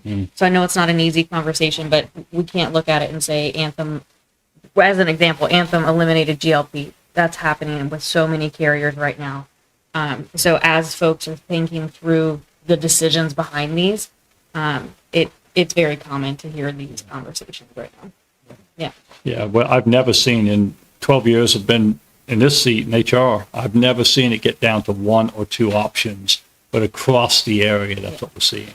We have some getting insurance terminology. There's carriers that are moving from PPO networks that we all hear about to EPO networks. So that changes you from a preferred provider where you may choose to a exclusive provider, that EPO. So that means your carrier is now limiting who you can go to and get coverages from. Yeah. So just things that are happening in the industry that thankfully are not hitting us here yet from a PPO standpoint. But I would love to talk to you offline because we could use your expertise at the table when we meet with our Pierce Group and when we're doing those things. We really could. That'd be wonderful. Yeah, that's why we appointed her. Yeah. Okay. Any other questions? Dr. Johnson? Okay. Ms. Clark?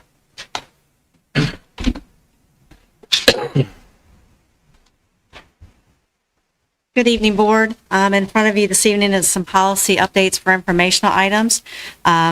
Most of them were a review and no changes, but there were 4 that we did make some changes to just to bring them up to date with VSBA versions. And in your summary document, I listed for you specifically what was added to those. Are there any questions for me this evening?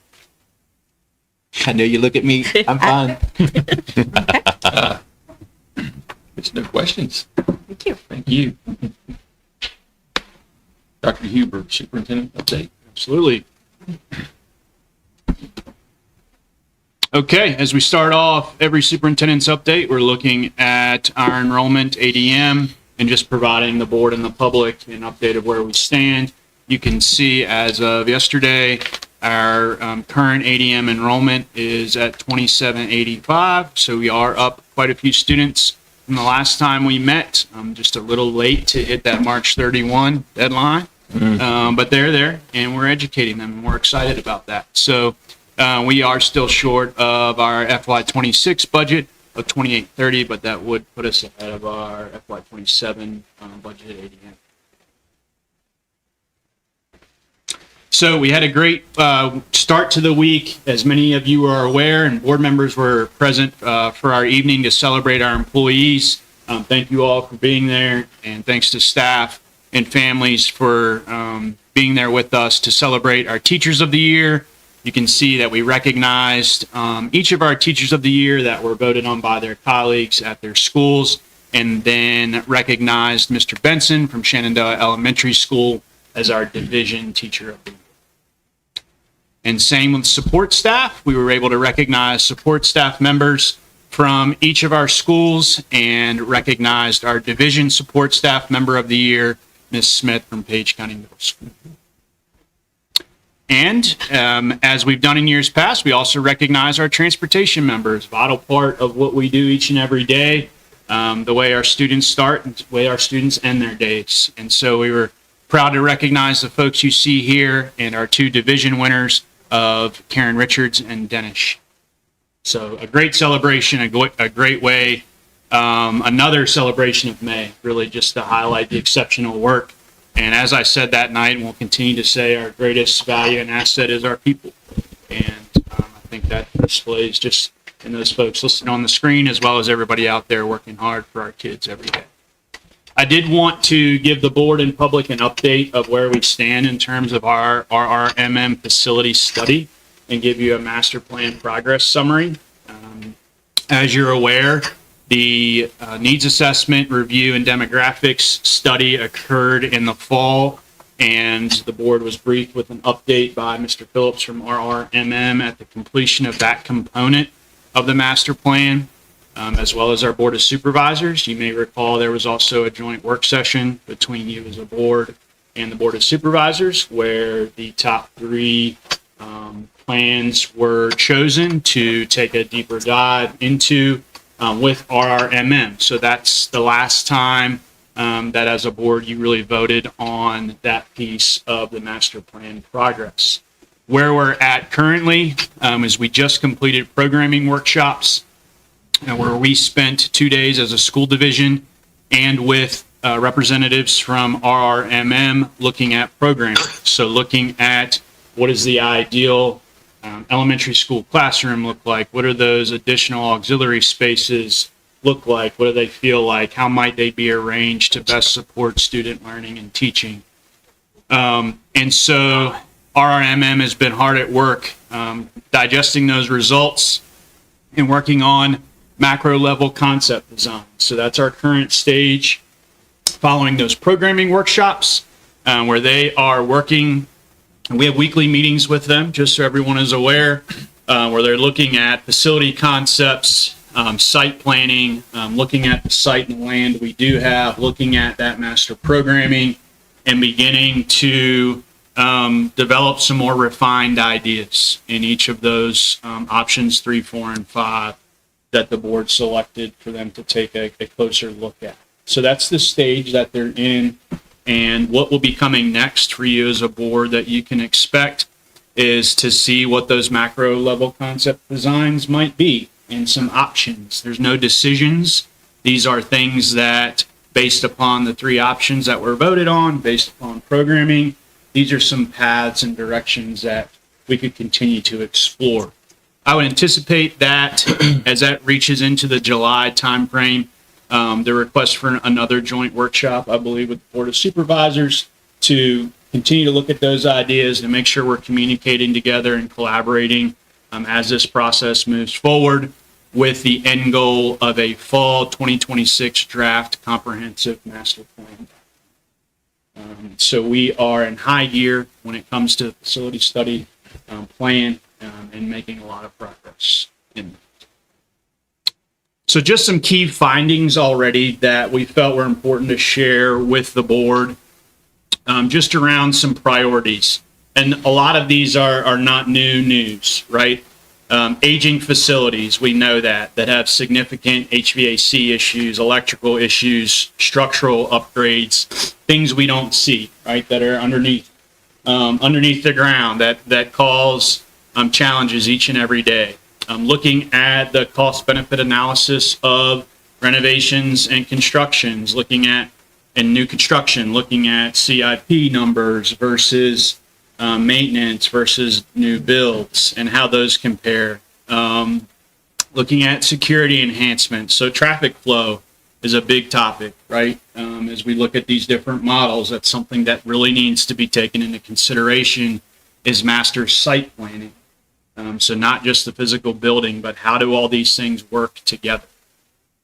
So they're working in more detail on those areas. Program and space needs, a lot of discussion around our CTE lab spaces for our schools and what does that look like, whether you're a kindergartner, a 7th grader, or a senior in high school. What does your school look like? What does it have to offer you in terms of those additional spaces outside of the 4 walls of a classroom? And what are important priorities for us as a division in those areas? And then, again, the stakeholder input continues. We had another additional group on top of the original facility study committee that provided those initial 16 recommendations to you all as a board, with a whole new group of fresh set of eyes on this process during the programming phase. So that input continues and will continue to be a huge part of how we communicate with our community about this project and about the master plan and long-range plan for the school division. So, in early stages of that macro level planning, and again, this is macro level, the initial kind of findings based upon that work from those pre-K 6 workshops were around 125,000 square footage per new school. Again, looking at combined middle and high schools with approximately 40,000 square foot. And now really looking at, okay, those are square footage numbers, but what does that mean for an actual school? And I think that's when the details start to be flushed out, when you as a board and others will begin to help shape that process. Really look at what does that square footage mean and how does that address some of the challenges and purpose of the project. So that's my update. Just wanted to let you know that project and our facility plan as a whole is making progress and picking up steam quickly. So I anticipate that to be a very, very, very large focus as we head into the summer months. Thank you. Any questions?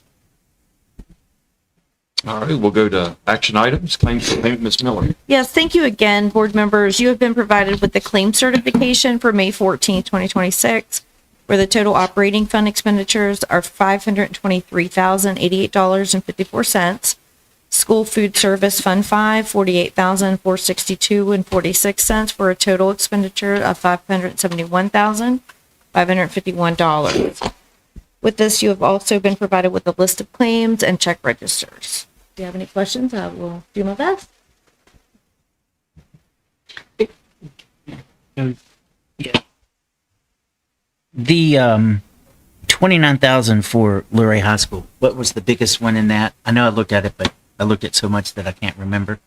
And the 29,000 for Luray High School, was it oil again? Mm-hmm. See, it's the other report that It's in your distribution. Yeah, I don't. Right now, I can't recall. I mean, I would have to look at it. Yeah, because one check for Emmett Oil was 38,000, I think. So. I can pull up the distribution. And is that the school that's working off 5 or 2 Bullers? 5. That one's Correct. Were you looking specifically at utilities? Is that what you were saying? That 29,000 right underneath operation and maintenance. Scroll. Gotcha. There you go. Yeah. I was just wondering if that was oil again, and that makes sense if they're using 5, where Page High School is only using 2. So the issue comes back into Johnson's Controls again. Okay. That's the only question I had. So I'll need a motion to approve this approval part. I make a motion that we accept the claims for payment. A second. Got a motion by Mr. Thomas and a second by Mr. Breeden. Mr. Thomas? Yes. Ms. Henry? Yes. Mr. Boswell? Yes. Mr. Breeden? Yes. Ms. Bryant? Yes. Yes. All right. You have one purchase order over $10,000 for your consideration this evening. This is for a fire alarm panel at Page County High School with an estimate of $15,144. This is something that we have been trying our best to push off to the next year, and we just cannot do that any longer for safety issues. So we were going to go ahead and request that you would approve this, and then this is certainly something I'm going to be adding to that CIP list, Board of Supervisors. What's wrong with the panel? So this is the actual fire alarm panel. Right. So we have been limping along since October. And Mr. Runyon is here and thought us really on it, but we have been meeting probably every 2 weeks with Mr. Williams and his team saying, there's a juggling piece here with expenditure and a really difficult budget climate for safety and common sense. And we have been assured by Fire Marshal and those that have laid eyes on it that it has not been something that has been a safety issue thus far, but the parts are, it's aging, the part can't get new parts. End of life. And so Mr. Williams came to Mr. Runyon and I this past week, working with this company. The parts have to be ordered. If we're going to get this done this summer, we have to get the PO going, and we have to get the process going. And like I said, we put this off for literally as long as we can. If we wait till after July 1 threshold, we run the chance of not having it ready for the opening of the school. That was my next question. If doing it by now, would it be ready for new teachers coming back We're pushing for that week? Exactly. We went to Mrs. Miller the other day and said, if we wait till July 1, this is a problem, but we know it's a problem now with trying to close out the books and trying to meet a budget that's so tight. So, but it's a need. Do you know how old the current one is and how long this new one's supposed to last? Well, this would be the original. This is This is original. PCHS, so it would be 2009. Okay. Yeah. And then the new ones that are being sold, updated technology, et cetera, that goes into these, have they told you how long that lasts? We could get that for you. Yeah, what's the expected life? Expectancy. Okay. And then what about Luray High? Because they both built at the same time. They are the same What's the end of life on that one? Probably right behind, yes, but we have not had the issues at LHS as we are with this one PC. So are we looking at in 27, looking at putting that in? You know, I guess it's like having two model Toyotas and one gets you 250,000 and one gets you 180 with no real explanation. Right. Well, and what would be interested, what I'd be interested to find out too is when we remove the alarm panel or replace the alarm panel with PCHS, what kind of spare parts do we get to service the one at Luray? And does that extend its life another 5 years? So that would just be something we'll figure And out. that's I assume, I can't tell you this, but I assume they're the same make and model. I was the principal at Open Page, and from the naked eye, this building looked like that. But there are nuances. The PA, give you an example, the PA systems on opening day were different, because there were subcontractors that were doing There's both buildings at the nuances. same time. Yeah. So, But my question goes back to the one about Brett and just asked. And my concern is the safety issue. So we may need to really look at that one when this gets installed, even though we might have residual parts that might work. is that going to get us through that entire year and be safe? So they are inspected annually, so the fire inspector comes, lays eyes on the tests that, well, they're inspected regularly, so annually.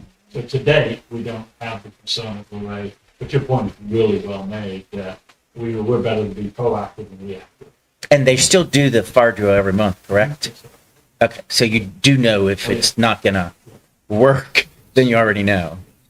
Okay. So on playing with the theory they're bringing up, I think it would be interesting as well. Can the parts be used to maintain this other one? If they're the same. Yeah. Correct. If the other question I would have is, I mentioned how long is it going to last? Possible warranty information, and then can we get a rate that's a better rate if we buy two at a time?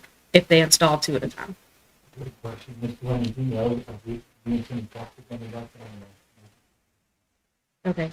But you're looking for approval.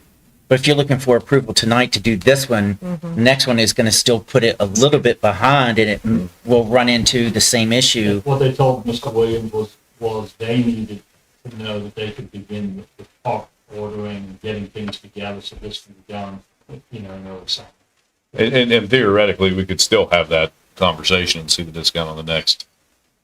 Yes, like this request. would be a credit on Yeah. the bigger purchase, so I think it can be done. At the Yeah. same. And if they have to replace the one at, Luray, thank you, at Luray, mid-year, what happens then? Do we still get to have school, or is it Yes. 3 days off because? No, you can have school. Okay, so it doesn't delay education, it can just get repaired and we're still going to be compliant with the law and safety. Yep. Okay. Usually what Timmy Williams' team does is they'll look at the calendar and they'll try to pick a sensible Like Thanksgiving or window, Christmas. a holiday or, Okay. Well, there was a lot of discussion, so we'll need a motion to approve it. I make a motion that we approve the purchase over 10,000. I'll second. Okay, got a motion by Mr. Breeden, second by Ms. Henry. Ms. Henry. Yeah. Mr. Boswell. Yes. Mr. Thomas. Yes. Yes. Ms. Bryan. Yes. Yes. Okay, Ms. Clark, our updates, policy.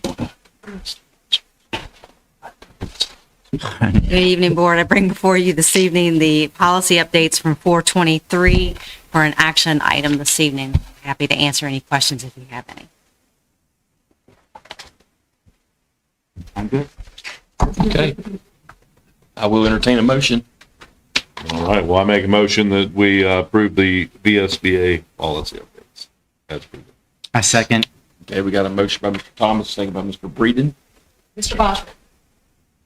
Yes. Mr. Breeden. Yes. Mr. Thomas. Yes. Ms. Henry. Yeah. Ms. Bryan. Yes. Yes. Thank you. Ms. Hamel, calendar. Good evening again. My apologies for the quick turnaround, but because of the way this goes out with students, with report cards, et cetera, I'm seeking approval for the singular change and overall calendar for the 26-27 school year. I like the change, Yeah. but we will need a motion though. I like the fact that it keeps us compliant with policy. Yeah. So I make a motion that we approve the revised school calendar. I'll second. Got a motion by Mr. Breeden, second by Ms. Henry. Mr. Breeden. Yes. Mr. Thomas. Yes. Ms. Henry. Yeah. Mr. Boswell. Yes. Ms. Bryan. Yes. Yes. Thank you. All right, FY 27 budget adoption. Huber. Wow. Good evening again, everyone. Tonight, I'm presenting to you our FY27 budget adoption. The majority of this presentation is information that you have seen or we've discussed throughout the budget process. I do want to commend this board, our staff at the division school levels, as well as our board of supervisors for the collaborative approach to get us where we're at this evening. This is no small task to get to this point in a difficult budget season. where we were addressing FY26, as everyone is aware, as well as looking forward to the future and addressing our strategic goals and initiatives in our plan as we move forward. So it's an exciting time for us as a school division and as a board. So to start off, as we have, we look at our revenue sources and what we anticipate to be our revenue. In most years, we would not have the caveat of waiting on final from the state. However, that has been the trend in recent years, unfortunately. We do not have a final calc tool from the state in terms of what our state revenue will be. Everything is hung up in Richmond based upon nothing necessarily with school budgets, but more focused on data centers and how to tax data centers. And so we still do not have a budget. We anticipate from most of our sources that budget and final calc tool would come out mid-June. But we will move forward with the revenue number that we've been using through the planning process, through the proposal process, and that we've also shared with our Board of Supervisors. And that's what you see on the screen at $32,691,720. Our federal revenue at $2,034,528, other $553, and our local match of $13,624,013.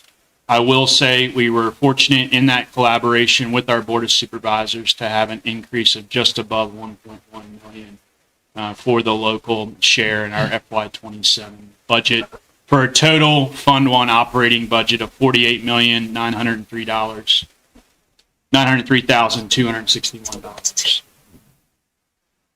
So just as a comparison, if we look at FY26 to FY27, and we're comparing adopted numbers because that's the time of year that we're at, and that's what we're discussing this evening, is the budget adoption. And I'll talk a little bit about why I pointed that out here in a minute. We look at state revenue. There's a positive increase, projected positive increase based upon the calc tool that we are using and have been using for state revenue, for an increase of $3,419,001. Federal revenue is fairly level. Other revenue, and this is miscellaneous revenue, we have as really quite similar with a small decrease, and then again an increase on our local revenue of $1,125,467. So as you compare what we are looking at adopting or we're requesting action on from the board to adopt is a budget that has a difference of $4,492,347 as compared to what this board adopted this time last year. As you know, our budget is made up of multiple fund sources, and Fund 2, our capital improvement fund, you may recall that we requested capital improvement funds to the amount of $500,000 from the Board of Supervisors. And $500,000 from the Board of Supervisors, and we have been in collaboration and cooperation with our board to bring our requests back in FY27. We're in close conversations with each other about that, and those funds are specifically being looked at to improve our welding program. And again, that would be a request that comes July 1st. We are working directly with the county office on that competitive procurement process, which I'm very excited about and happy to partner with Ms. Sidham and their office there. So that will be updated, or I'll give you updates on that as that progresses. Fund 5 is our nutritional services. As you can see, we're projecting a difference to the negative of $534,000. And really to explain where that's coming from is this is a more actual revenue forecast based upon we expect, not just to say that we know it's a self-sufficient fund, but not just to say that it's going to be. We're actually projecting what we believe our revenue will be and what we know we will continue to work to make up with our nutrition department. This is not necessarily an anomaly just to our school division. As you can see across the news, we have many school divisions working through this issue, and I would give credit to Ms. Campbell and her staff for their proactive approach. There are many things they have in the works to increase their revenue, and we're proud to help support that as we go. So just looking at budgeted additions, so plans from the division that have been included in the budget proposals all through since we began in February.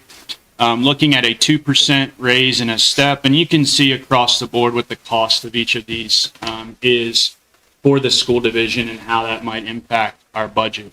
A health insurance increase, Dr. Johnson talked about that at the 11.9% and what that cost may be. That number's smaller than what he shared with you, if you recall, during his slides, because we do have a 75-25 split with the employee picking up 25% of that 11.9% increase, with us as a school division picking up 75% of that.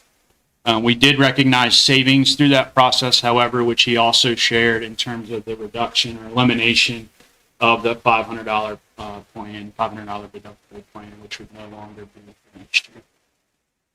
Instructional needs, as you're aware, we allotted instructional funds specifically for the adoption of our textbooks, which Ms. Hamill reviewed with you several meetings ago, as well as needs for professional learning for our staff.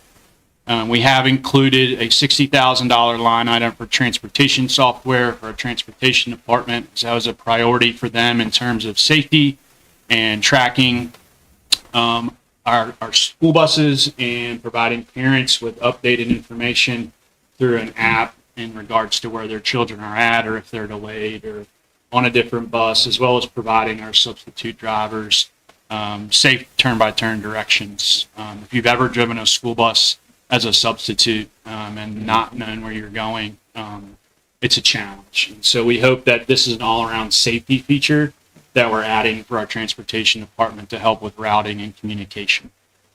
Behavior support assistants are also included, and that is a total of 4 across the board for specifically our elementary schools to provide help for student behaviors in our schools. And that was a request as well. Those items plus, on the last slide, you'll note the budget corrections. And that's what this slide is really showing and working to explain. As I started this presentation, I mentioned the process of working through FY26 while addressing the strategic initiatives we have for FY27 and beyond. A big part of that was recouping the deficits that we've experienced over the past 2 fiscal years. And so if you look at that overall difference of a $4.4 million increase, you'll note 2 things. One, if you look at that second row there, or really third row, the FY26 additional revenue, you may recall that you approved the resolution July 24th last year that came because of state and federal revenue increases, right? And so that revenue was appropriated back to the school division to the tune of $1,648,000. So you had your adopted budget this time last year, that additional revenue that came in from the state and federal government in July. And so our budgeted amount for FY26 was to the tune of $46,059,604. So we're just following those lines down for you to kind of explain where we're at in terms of that adopted versus budgeted at just over $2.8 million. And if you recall, that aligns really well with that. What we might have talked about is our get back fund from the past 2 fiscal years. You might remember this slide from the Board of Supervisors presentation that we shared as a school division through the budget process. And that upside down triangle very closely matches that additional $2 million that you saw on the previous slide. So while you look at it, you might see that $4 million overall increase. I think it's important for everyone to know how much of that is really to make us whole again as a school division and to get back on track. So I thought I would share that just as a way to kind of balance out the adoption that we are proposing that you take action on and how we got to that point. So as you know, with that difficult budget year, the cost mitigation efforts have been ongoing, felt throughout, felt in our schools, certainly the most, and we're looking and excited towards the future. But to get to that point, I've just highlighted a few broad categories and areas that we've attempted to address through this process and how we got to where we are. You may recall that we did a study of our salary scales, particularly for our administrator salary scales, to reduce steps to a 1% across the board to put them in line with the other scales that we have. That's one step that we took to address that, as well as also addressing making other scales right. For instance, you may recall the bookkeeper's scale that we talked about earlier in the budget process. Looked at our staffing to address our strategic initiatives moving forward, but then also look at where efficiencies could be found, knowing that there was tough work to be done in that area. Recurring costs, you heard Mrs. Miller discuss this earlier in her presentation about our need to really take a granular look at our recurring costs and how those are affecting us and our ability to not only adopt a balanced budget, but maintain that throughout and to maintain the integrity of this process.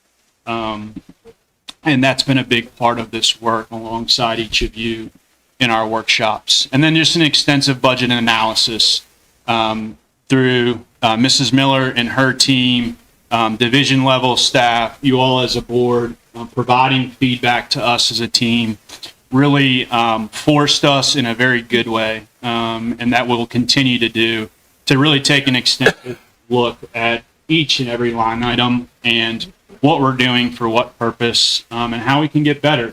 We know there's efficiency still there, and so we're going to continue to make that a focus moving forward. So in summary, the Fund 1 operating budget I am recommending for your adoption this evening is to the total of $48,903,261 in Fund 1 operating. In Fund 5, $2,102,641 for a total FY27 adopted budget of $51,005,902. Questions? I'd like to ask what the difference may be between adopted. So we see adopted in this PowerPoint, this presentation. I'm specifically on slide 3, if that helps. So adopted is the verbiage you use here. What we looked at earlier today for the April budget with Ms. Miller was approved. Is there a difference in that terminology? Yes. Okay. Yes. What would that difference be? And the reason is because we've got a state variance of funding that's $3 million. So that's a big variance for me, and the definition will help me understand that. Sure. So adopted is where we begin the budget process. So Okay. the practice that we're going through this evening of saying, this is our starting number, and budgeted or real, to your point, would be where are we at based upon additional revenue that's come in after the adoption, because that's a real thing for us with multiple funding sources coming in that we don't know for a fact what those numbers are as we sit here tonight. Sure. So projections. So that is projections. Okay. Much like the one with you don't know from the state. From the state. And if that goes up or down, I know it as adopted and amended. You're just calling it adopted and budgeted. So I know it as projected and actual. Yeah. Right. The terminology. terms all are these different for different businesses, places. So it's just getting those in line with what we do here.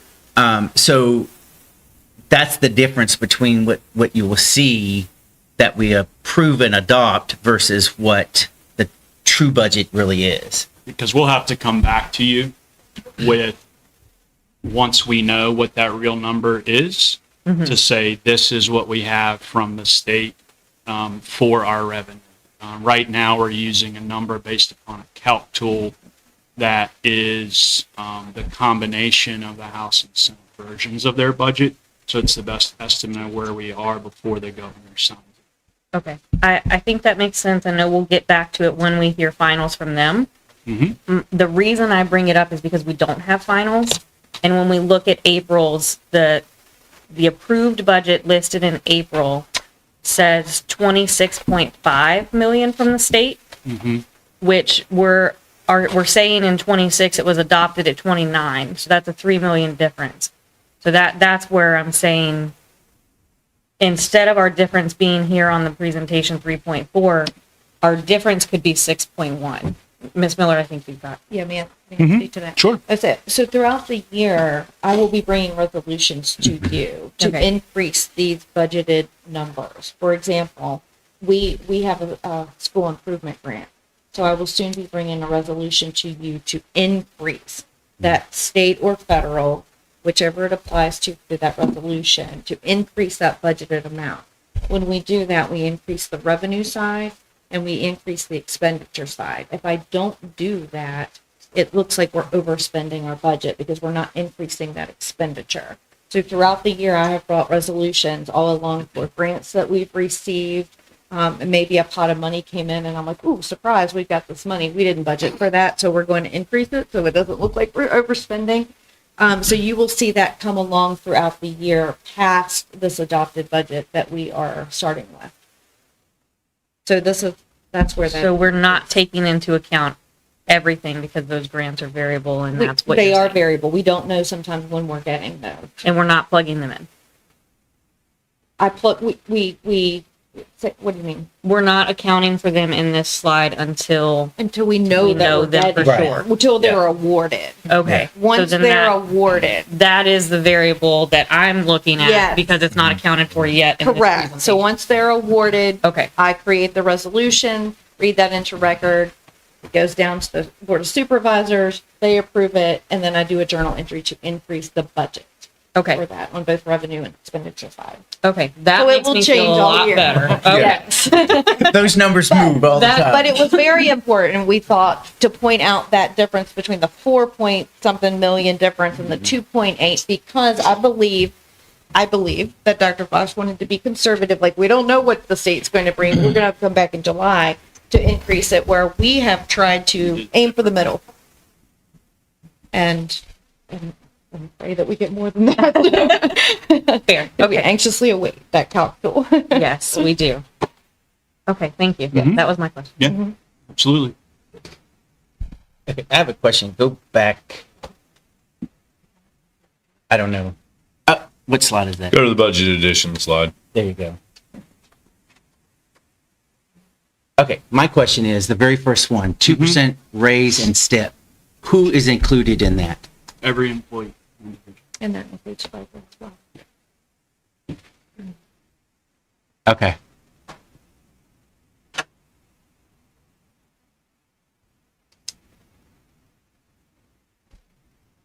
Now, our compensation supplement that we get will include the raise for the SOT position. So in our state revenue, we're including compensation supplement that we will be receiving for the bonus, for the raise that the state for doing. Mm-hmm.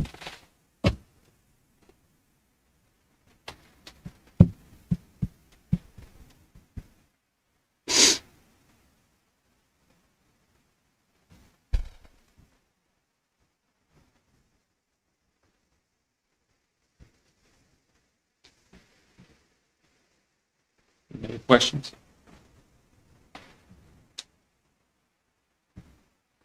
Move on the item. I need a motion.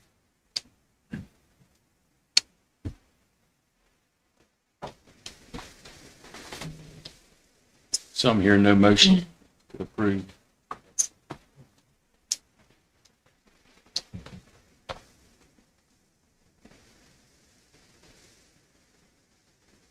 All right. guess you don't have a motion to approve it. Okay. No contracts. Okay. Yeah. All right, citizen comments, or board member comments. Yeah. I don't think that I'm going at this point. I just want to say I appreciate all the work that y'all put into it. Really setting in this position now, I really realize how much work, especially I see Dr. Beaver Johnson and the ones like especially Miss Miller, how much work y'all really do put into making sure that our school runs smoothly and going by policy and stuff like that. So it's really nice to see, and I just want to say that I'm very thankful on the student side of things. Yeah, for sure. Just definitely agree with that. And then I've really enjoyed my time doing this. It's definitely been a really enjoyable experience. Really getting to see the other side of things. It's really been great. I think my favorite part was definitely just always hearing the school updates. I loved hearing just about, how all the different schools are doing all these different things, but it's all for the common goal of making sure the students are just having a good experience and make sure they're learning and having good test scores. So yeah, thank you guys for giving me the experience of being able to be here. Cool. Thank you. And I think coming to an end of the school year, students think it's like really stressful and hard. But seeing this side of it, I see how hard you guys work and see how hard it is for you. And it really makes me open my eyes. Like, wow, okay, maybe I shouldn't stress so much. There's more to it than that. Well, first thing I would like to say is congratulations to our student school board members who are getting ready to graduate. May you guys have the best of luck. I look back on, what we were able to do with our teachers and our support staff and our division staff, and just what a great recognition that was. And again, the people that we have in Page County Public Schools that make it successful. And, I just want to thank each and everybody that sits in those seats. And then again, I just want to, like I always do, shout out to the students. The things that they are doing are awesome. We saw the sports updates from both schools. Lots of talented athletes, but lots of talented artists, lots of talented musicians, lots of talented band and choir members. I had the privilege of going and watching the PMS concert, and it was an awesome thing to see. Just to watch everybody come together. And again, I'll make this plug every opportunity I get. Community members, please come. We want to hear from you guys. Anything that we're able to do to, help support our students, help support our staff, help support this community. We do want to hear from you. Me. I just want to say congratulations to all the winners on Monday for being support staff and teachers of their schools, and then to Mr. Benson getting to the division one. So I hope he represents us very well in the regional and state if he gets that far. So best of luck to him and push him on hard. And correct me if I'm wrong. That was the first one I've been to because we didn't do it in 21. Maybe not. Yeah, I don't remember it. Yeah. And maybe I was just absent, but I don't remember it. So it was nice sitting there and having that recognition for all the hard work that they've done, not just this year, but many years, because it does take many years to get to that level to be voted on by your peers. So kudos to them. Great job. And I think it was a wonderful event. Great venue. Awesome. So that was great. And the other thing is to the rest of the staff, I know we're at the end of the year almost. Hang in there. It's almost over for you. I know it's very stressful with the SOL testing and everything going on. And I think there was a delay at Luray Elementary because of the power out. No delay. They went ahead with them. Oh, great. So that's good. I know it's stressful just having that. And then if you throw another kink in the mix, that another headache for not only the staff, but for the students as well. So hang in there and do the best. And enjoy the summer when it comes. So I'd like to take a minute and plug something for the community members directly. We talked about next steps, college and things, and we were in the valedictorian conversation. So I made a note. My experience is I have another role that allows me to participate in scholarships, awarding scholarships and making some of those decisions. So my information I'd like to share with the community is that valedictorian is very important. Your academics are very important, absolutely. Your community involvement is very important as well. Get involved with us. You can come sit here with us. You can work in the community. We've got our animal shelter, etc. So stay involved because that is important to your future as well. And when you fill out those forms specific to scholarships, take the time to fill them out correctly and with the detail. Those things are so competitive, and I think we all know that, but that's just one of the experiences I personally have that I wanted to take a minute to share with our students that may be listening, because we wish them well. Page County's got some great students that we'd like to see win scholarships. So along with the other board members, it is exciting to get to the end of a school year. So congratulations to everybody as you finish out the school year strong. It's been a very full week and exciting week. We got to celebrate our teachers, and that's always a fantastic thing to do because they have worked very hard. And as far as the venue, we need to express a thanks to the Caverns for that. So the beautiful area that we were able and close by.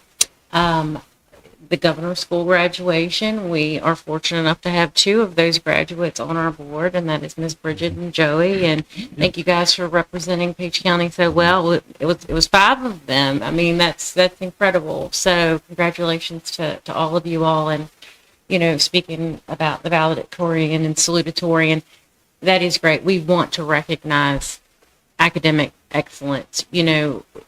We have a school system that is beautifully designed to focus on so many gifts that everybody holds. And they are all fantastic. And they are all to keep you engaged. And as far as extracurricular, as you all know, filling out, college applications, they're looking for the juggle. So extracurricular is always going to be on the table. And that's always going to be a real driving point to be like, hey, you've managed to balance this and hold this GPA. So again, yeah, an absolute wonderful thing to remember to stay engaged. This is it's been a full meeting. Thank you all for your hard work, and yeah, that's all I've got. All right, Mr. Bodwick, are you still with us? I am with us, and I want to add to everybody's express very very vividly how good things have been and how hard people have worked at. I want to just highlight it's not just the student and it's not just the teacher. It's the people that clean and the people that cook, the people that administer, to keep everything on a positive scale. I had the luxury prior to my demise here of visiting a couple of schools in the last couple of weeks. And every place you go, there's smiley faces and there's kids that are excited. And that tells me we're doing things right. Because it's got to be educational, but it's got to be fun too. And we owe it to them. And we're doing it. And I thank you all for your effort. All right, thank you, sir. So I'm going to keep mine brief. Thank you, Joey. This be, I guess, your last meeting, possibly. Yeah. So thank you for your time and your positive attitude. You're always upbeat. Thanks for taking care of family at the steak dinner as well. So I appreciate that. And we're going to go into closed session, and I'll need a motion to do that. But at the same time, after we go into closed session or the votes taken, we're going to take about a 5-minute recess and allow some things to clear out and for us to take a break as well. So, Mr. Bodrick, I'll just leave you on my phone up until we get back into closed session. So I need a motion right now to go into closed. Make a motion that we go into closed session, Personnel Section 2.23711A1, pertaining to the discussion, consideration, or interviews of prospective candidates of school board employment, assignment, appointment, promotion, performance, demotion, salary, discipline, or resignation of specific public officers, appointees, or employees of the school board. I couldn't say it better myself. I second it. Okay. Got a motion by Ms. Bryant, second by Mr. Thomas. Mr. Thomas? Yes. Mr. Reed? Yes. Ms. Henry? Yes. Mr. Boswick? Yes. Ms. Bryant? Yes. Yes. All right,